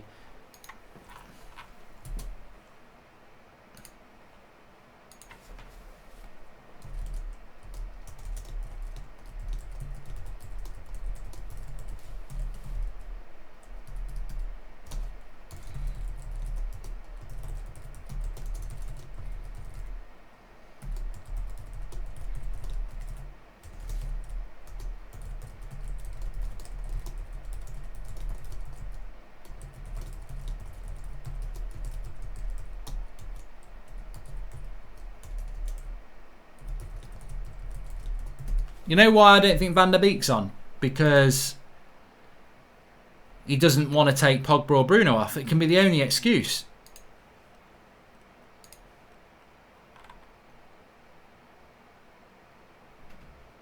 Rashford. Greenwood. Pogba. Bruno. Good header out by Palace. Shouting out about our midfield's not stopping shots while our defence is nowhere to be seen. How can we get service to our front if the CMs are back defending, says Chris Connolly. This team shows what happens when players feel no pressure of losing their place in the starting 11. We need players that push each other, says Navy Guy 712. We're in the box here with Greenwood. Martial. Oh... He's looking for someone on the edge of the box and there's no one there. Here's Zaha. Pogba's back. Leaves him easy. No, look, what a ball by Zaha into Townsend. Watch out, watch out. No one on the edge. Good block by McTominay. And he wins the foul. Path says, nothing that we don't know already. I want Ollie to win, but we need a better brand to attract better players. Either a new board or have a good director of football. How many games before Marcus gets dropped? I've lost count of how many games he's been a complete passenger, says Nick P. Just think, Crystal Palace are a bottom half team. This isn't a top half team or a Champions League team being played, says B. Yakov. Very, very sobering thought, actually. Luke Shaw into Bruno. Back into Luke Shaw. He's on his own. Tackled. Pogba. Oh, God. If he's going to get Van der Beek on, he needs to do it ASAP. Fantastic tackle by Bruno. I mean, Bruno's done most of his work defensively. Oh, he's going to have to take... He's got to take Pogba off. His passing's all over the shop.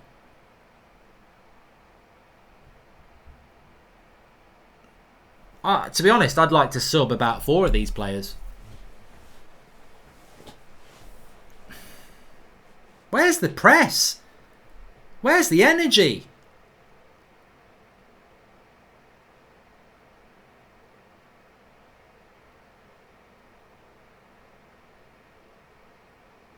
Free kick. Harry Maguire on Zaha.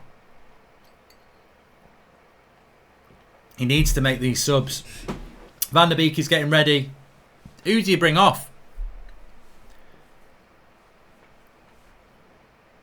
The trouble is with this game is if we lose this game, we lost to Palace last year. What is changing? And that's the problem, isn't it? What has changed from last season? Because I see very little at the moment. Come on, Donny, get your bloody kit on. Don't get it off. Get it on. Get him on. I mean, look, we're chucking a lot of pressure onto Donny van der Beek, expecting him to do well, but...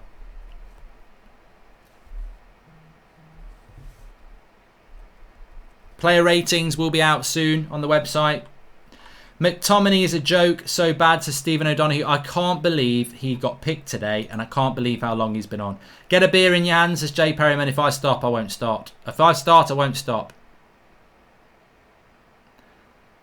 Play on, play on. Bruno's gone down injured. Push it, Fozu. Push it. Do you think this team can compete with the relentless press of Leeds or Liverpool, says Bilal? No. Here's Greenwood. I think Greenwood's a fantastic player, but sometimes he's a bit single-minded. We don't go in because we don't play one-touch passes. Even Bruno and Pogba, only Martial tries them, says Newland. Yeah, we don't move the ball quick enough. You are very correct.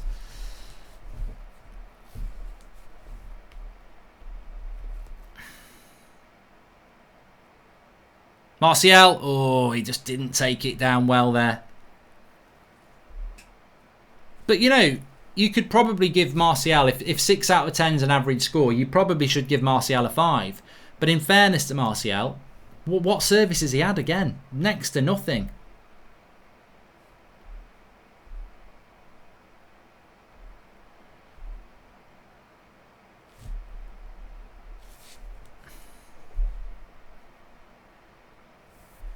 I love Pogba, but get him off and bring Matic on and Donny on right now, says Sunshine Digital Media Agency. Change is needed at half-time. Shocking performances, Ashley Crane.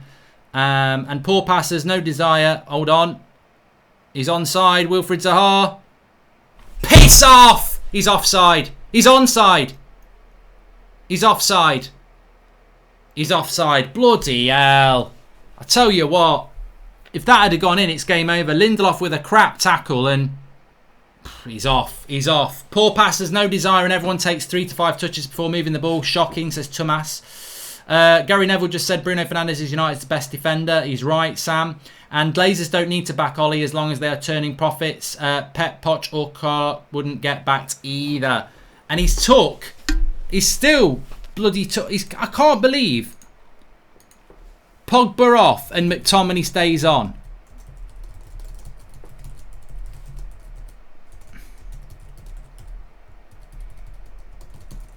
Madness. Absolute madness. I'm fuming about that. I'm bloody fuming about that. I cannot. Paul Pogba could just sit in front of the back four. We're losing 2-1. We're losing 1-0. Paul Pogba can sit and do that McTominay job with a blindfold on. How is he still on? I love Pogba, but get him off and bring Matic and Donny right now. He's not on the bench, Donny, Sunshine Media, unfortunately.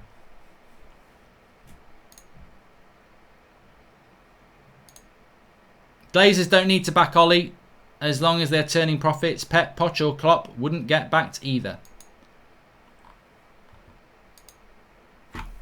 I'll tell you what, I'll be stunned if we get anything out of this game, really. I can't understand for the life of me, while Scott... He's had one of the worst performances he's had in a Manchester United shirt, and he's still on the bloody pitch. And we don't need a CDM. We're losing 1-0. Oh, over the bar from Lindelof. Bollocks. Where is the physicality and strength? We get trodden on and squashed by puny athletes, says Parth. And McTominay has played well today. You tweet about him jogging back on a Palace half chance when Luke Shaw is jogging back on the goal. Relax. Vic, what has that got to do with the price of bread? I've said that Luke Shaw's had a bad game today.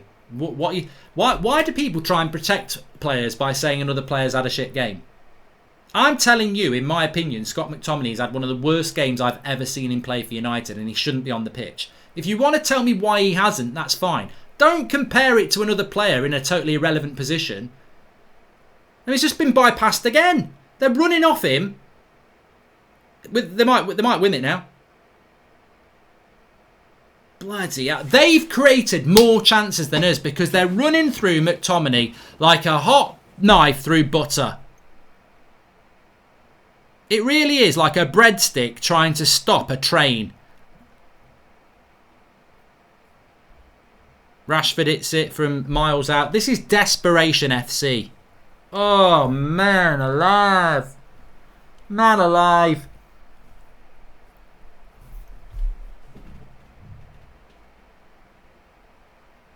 Might be a penalty here.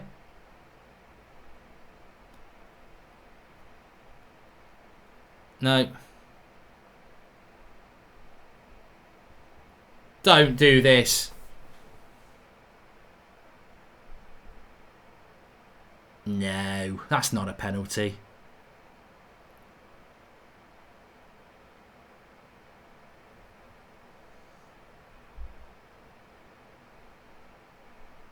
He does hit his hand, but I think the gap's too small. If that's a penalty and ours is not a penalty, they're having a laugh.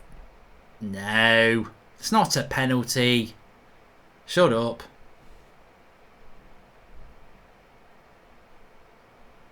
No, he's going to look at the bloody TV.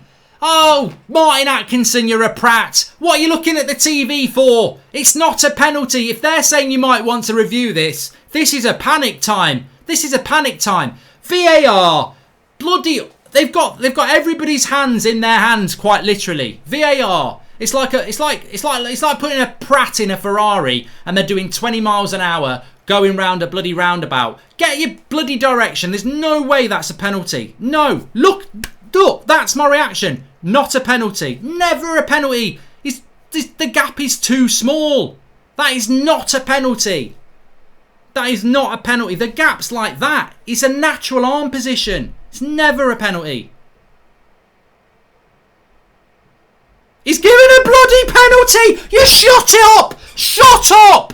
That is never a bloody penalty. Oh, Jesus alive. What a joke. How's this a penalty? There's absolutely nothing. His arm's in a natural position. That is not a penalty. People don't understand the rule. Oh, for God's sake, man. How is that a penalty? His arm's in a natural position.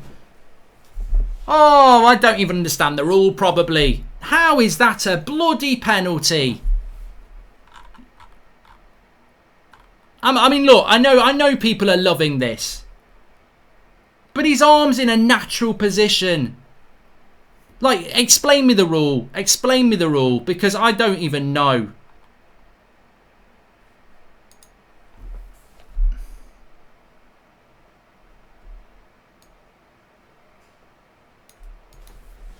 Fuck.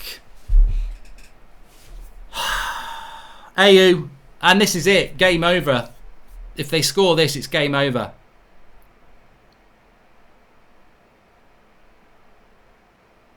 Yes! De Gea saves it. Get in. Go on, Dave. Go on, Dave. Get in. He's back. He's back. Justice! Justice! Jam on toast! Fantastic save as well. Get in! Get in! Swivel on it! Swivel on that, De Gea haters. Dean Henderson, shut up. That's my boy. That's De Gea. Have some bloody pride. Have some pride. Back your man. Back your man. In the last 6 years, he's actually been somebody who's actually given a shit about this club. Back your man. Back him. Swivel on it. Go on. Go on, Dave. Get in.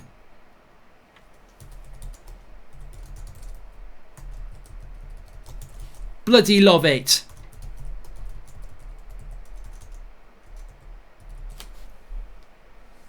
Oh no. Don't do the whole off the line thing.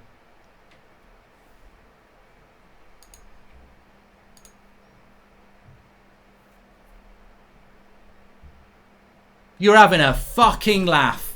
You are having a laugh. Oh, you're having a laugh. You're having a laugh.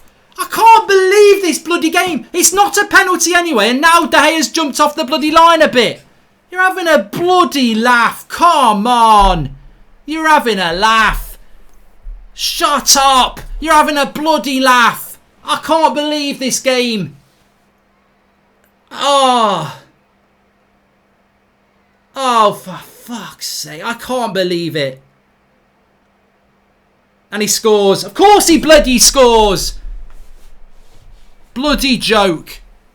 What a bloody joke this game is. I'm telling you now. VAR is a bloody joke. Can kiss my arse. Wasn't a penalty anyway.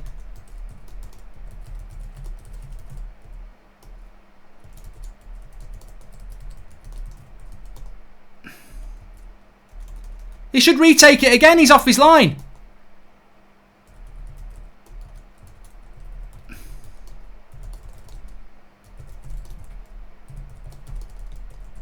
Fuck off.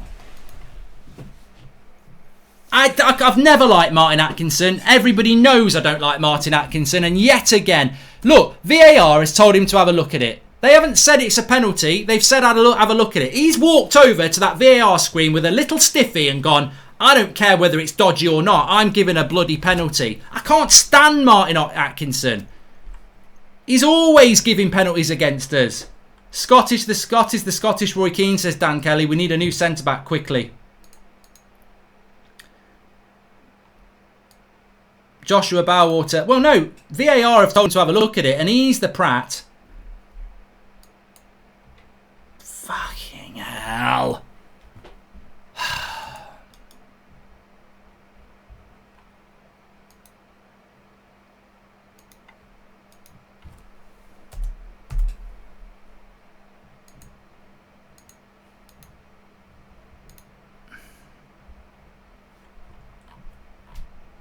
Look at Roy Hodgson. He's that much of a Jurassic Park manager. He's just checked his watch to see if it's bedtime. Bloody hell. How are we losing to these? But I will say this. Crystal Palace deserve to win this game. I will say this. They deserve to win this game, but that does not make VAR decisions correct.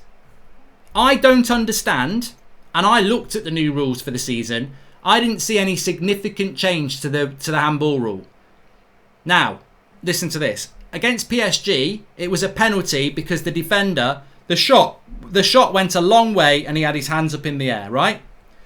Lindelof is literally 2 meters away from a shot and he's running like that. He's naturally running. He's not looking at the ball when it hits his hand. There is no intent. His hand is not in an unnatural position.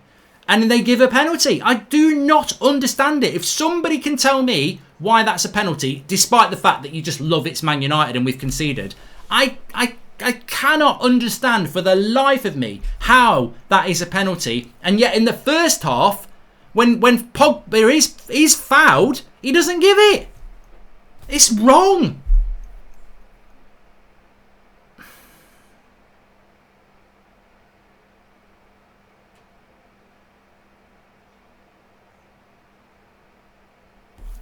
Hell.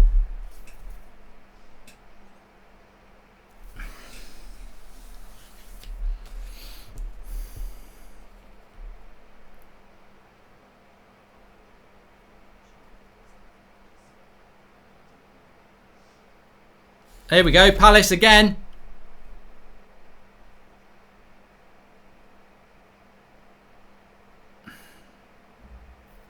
Fucking hell. Player ratings are going to be fun. I will open up the website soon so you can start putting your player ratings in. Out of 10, you mark them out of 10, and 6 is average. So I think people are going to... I mean, I don't even know if you could give someone an average score today. I really don't know, but you will be voting, I'm sure.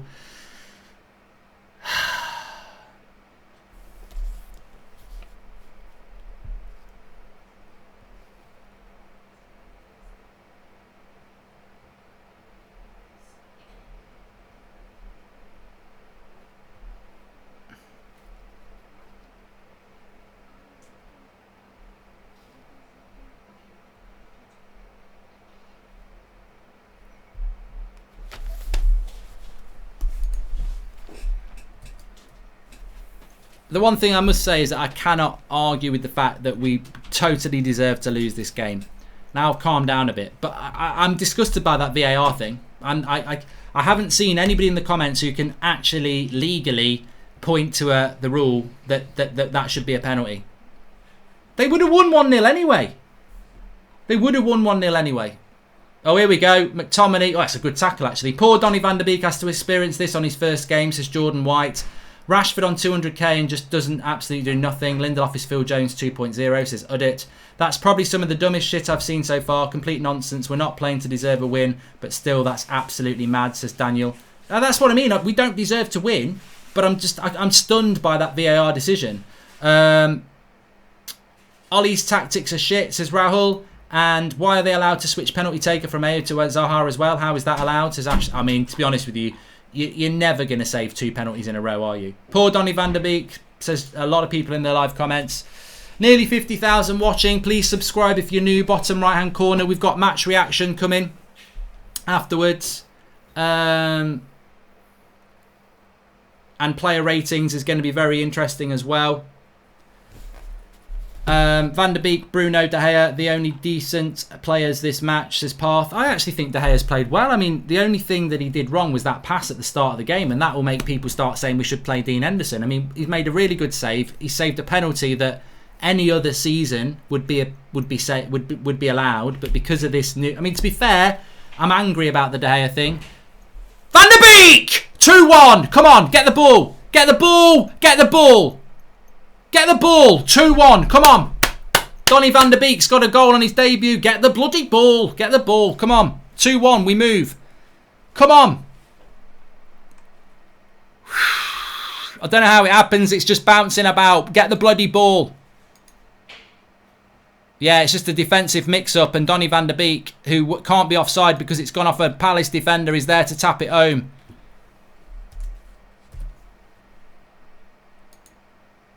Get the bloody ball. 10 minutes to go.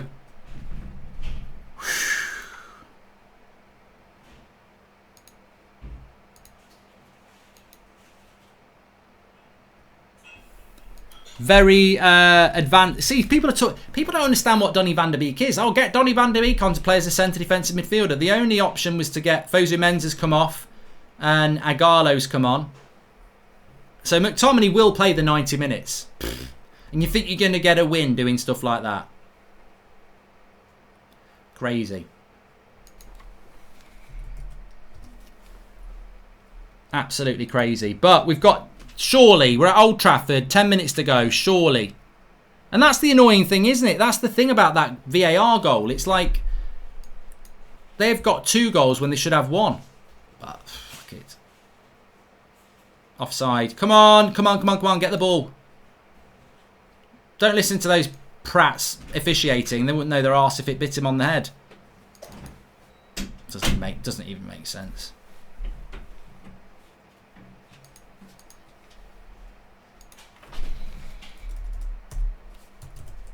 What I will say is, though, if we can somehow get a point, great. But it's still a crap result, isn't it?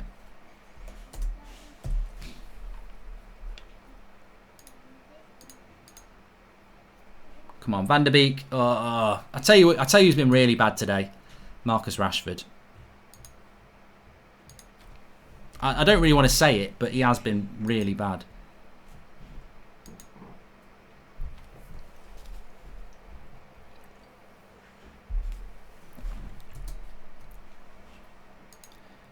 Martial, Donny van der Beek. Nice little flick. He's got flair. He's got flair. He's made things happen.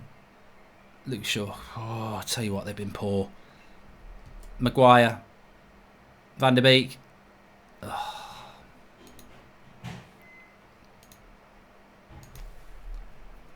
Palace are going to park the bus now, so United should see something. Go on. Garlo. Bruno's gone into a little bit more of a deeper role now.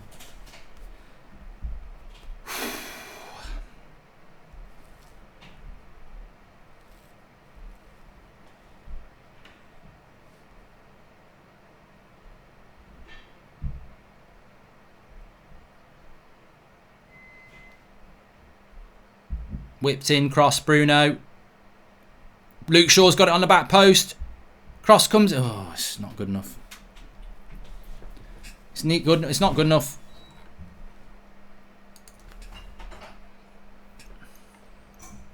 And now a Palace player goes down.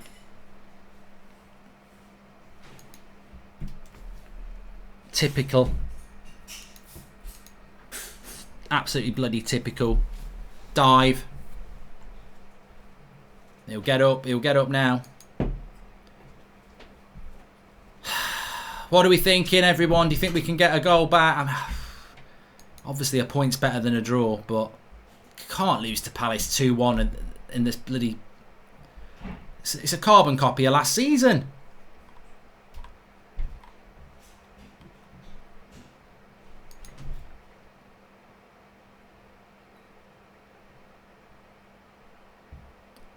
I tell you what, Donny van der Beek plays very advanced. I think it's going to be a very interesting problem to try and solve to put them both to what we're going to do.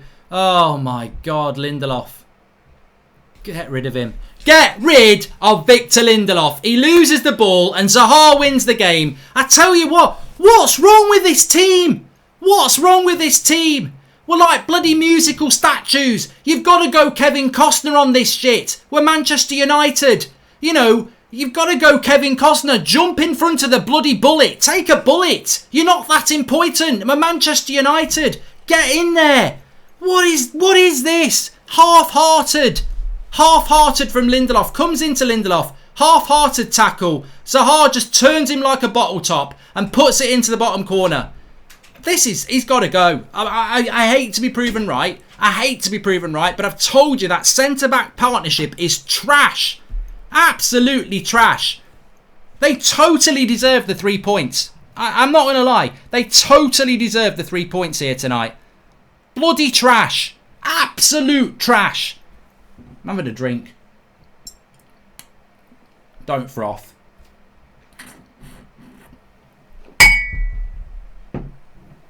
Fucking, I despair. I bloody despair. Absolute trash.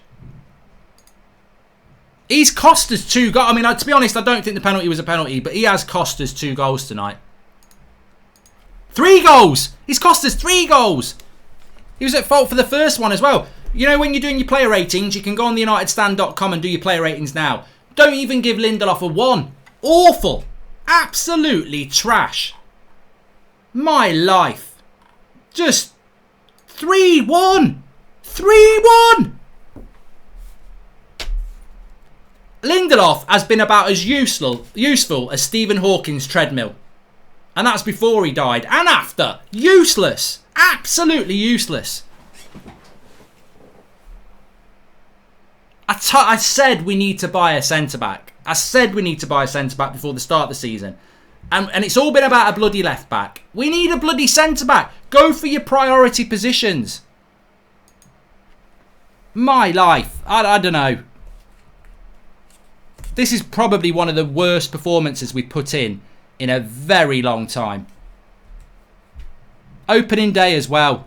Opening day and you do that. Forget titles. Hello Arsenal. We're back. Back fighting with you.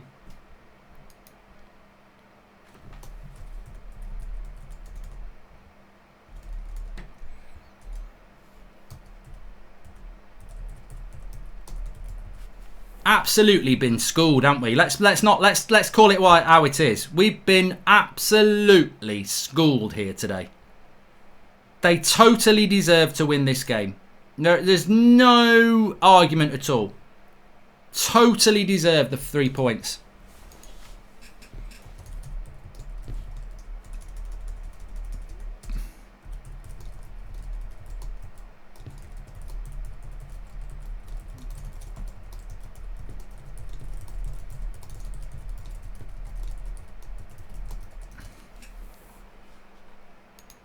And I tell you what I would say is, this board is trash, and it has always been trash, but I'll also say this as well. How has Scott McTominay played this long? How has he played this long? He's now playing at right back, but, you know, this is exactly the problem we had last season with Solskjaer, is that he is not backed. He has not been backed. But also, he is now contributing to his own criticism because of his team selections. Fred sat there, picking his nose, thinking, what did I do wrong? Where did it all go wrong for me?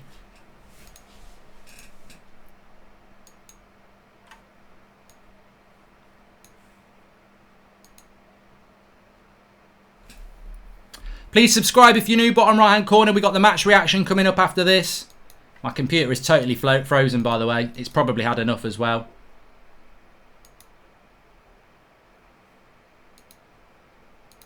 Oh, fuck off. Shut up. I can't even get on here at the moment. I don't know what's gone on. Can't get onto my live chat, so apologies. I can't interact at the moment. Just have to watch me bloody meltdown in the last couple of minutes. Literally. I can't think of a performance like that. It's been a long time. A long, long time. And you know what? The VAR thing, it actually doesn't even matter anymore. It really doesn't even matter because we've been awful. Like, you can't moan about VAR when you've let 3 goals in and 2 of them are legit. I mean, they've just carved us open. I mean, look at Lindelof there. Just run down the tunnel, mate. Oh, just what is going on?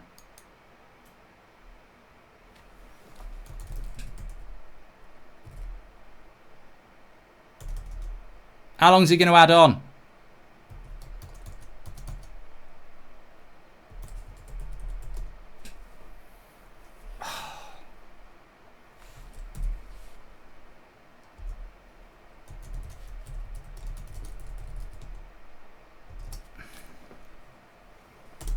I'm just going to get you the player ratings votes. Remember, average is 6. Don't use that. Everyone's going to be below a 6, I think.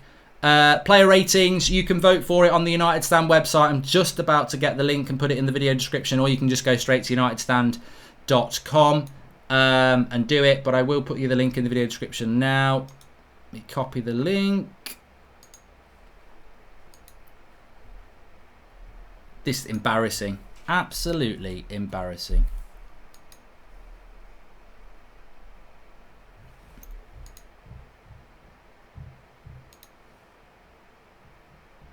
Don't do that. 6 minutes added on. What are they doing to us? Torture. Absolute torture here.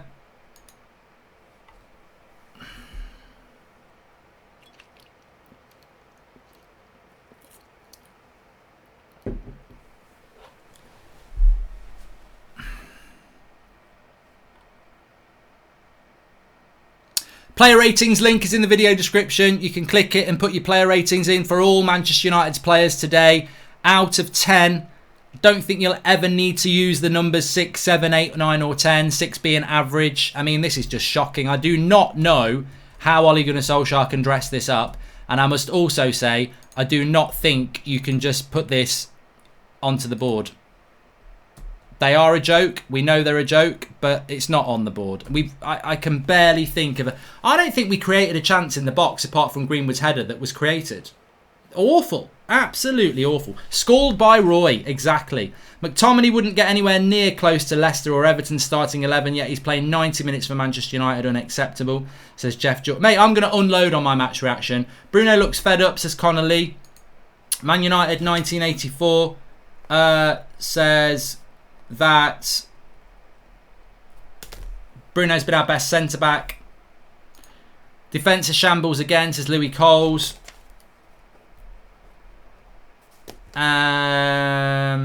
Rashford as well. Yeah, I'm just taking notes for the match reactions. I just want to make sure I get everything. Centre-back and quality winning needed, says Louis Coles. This start will give United even less leverage when it comes to their panic buys, says Andrew C. You know, you're absolutely spot on. We will struggle to buy players now because we will be desperate. Beginning of the end for Ollie, says Mark Winter. And clubs to hire the price now for the players we want because we need them.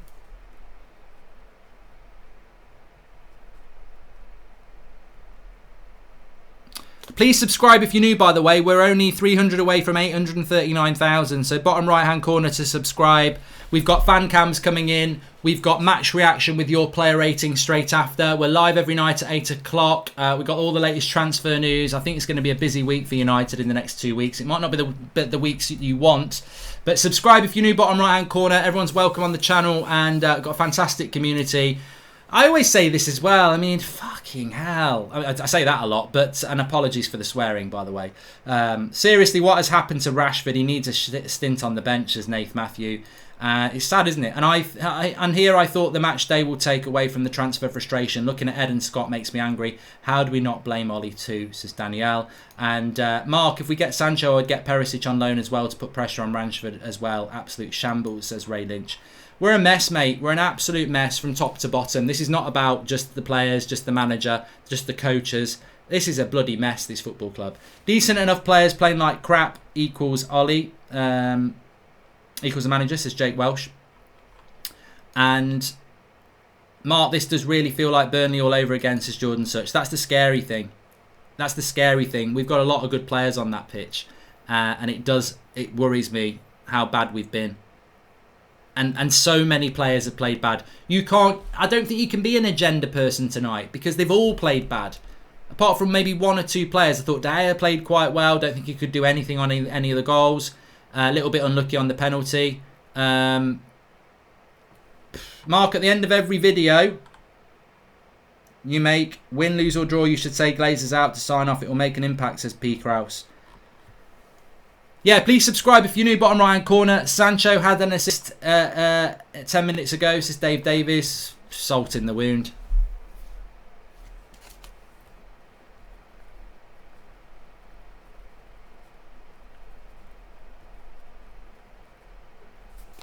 I'll tell you what, the opening line of my match reaction should be the most resonating line of the weekend in relation to the Glazers, where Manchester United are now. It's going to be one sentence at the start of the match reaction. You watch what I say and you'll know what I mean, and everybody will agree with it. And it will be the most impactful statement of this whole weekend in relation to Manchester United on the match reaction. Can't wait for Leeds. Be good to see the team for Tuesday, says Adam. I'll probably play Fred, you know, idiotic. If you want to do your player ratings, we've dropped the link in the video description for that, by the way. Player ratings there. You can mark them all out of 10. We're going to be doing that on the match reaction. Also, just want to say a big shout out to Boohoo Man for sponsoring the watch along. You can get 40% off with them with the United Stand code.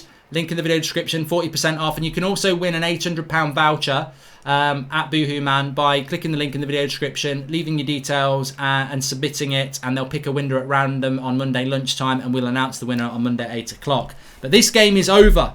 This game is over, and Manchester United have unbelievably, some might say, lost 3-1 to Crystal Palace on the opening game of the season. Absolutely shit.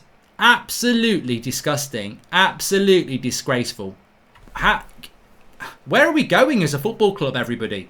3rd place last season. Crystal Palace have got 6 points now. Where are we? What is going on? What is going on at this football club? Van der Beek looks frustrated. But that is totally and utterly deserved by Crystal Palace. Absolutely deserved. I have no doubt about it. Right, we're going over to the match reaction. I'm telling you now, the first sentence of that match reaction will absolutely tell you where this club is at and where we're going. I'll see you on there in about a minute or two. Link in the video description for the match reaction. Lots and lots to discuss. You can also do your player ratings through the player ratings. Let's get over there and have our say. See you in a moment.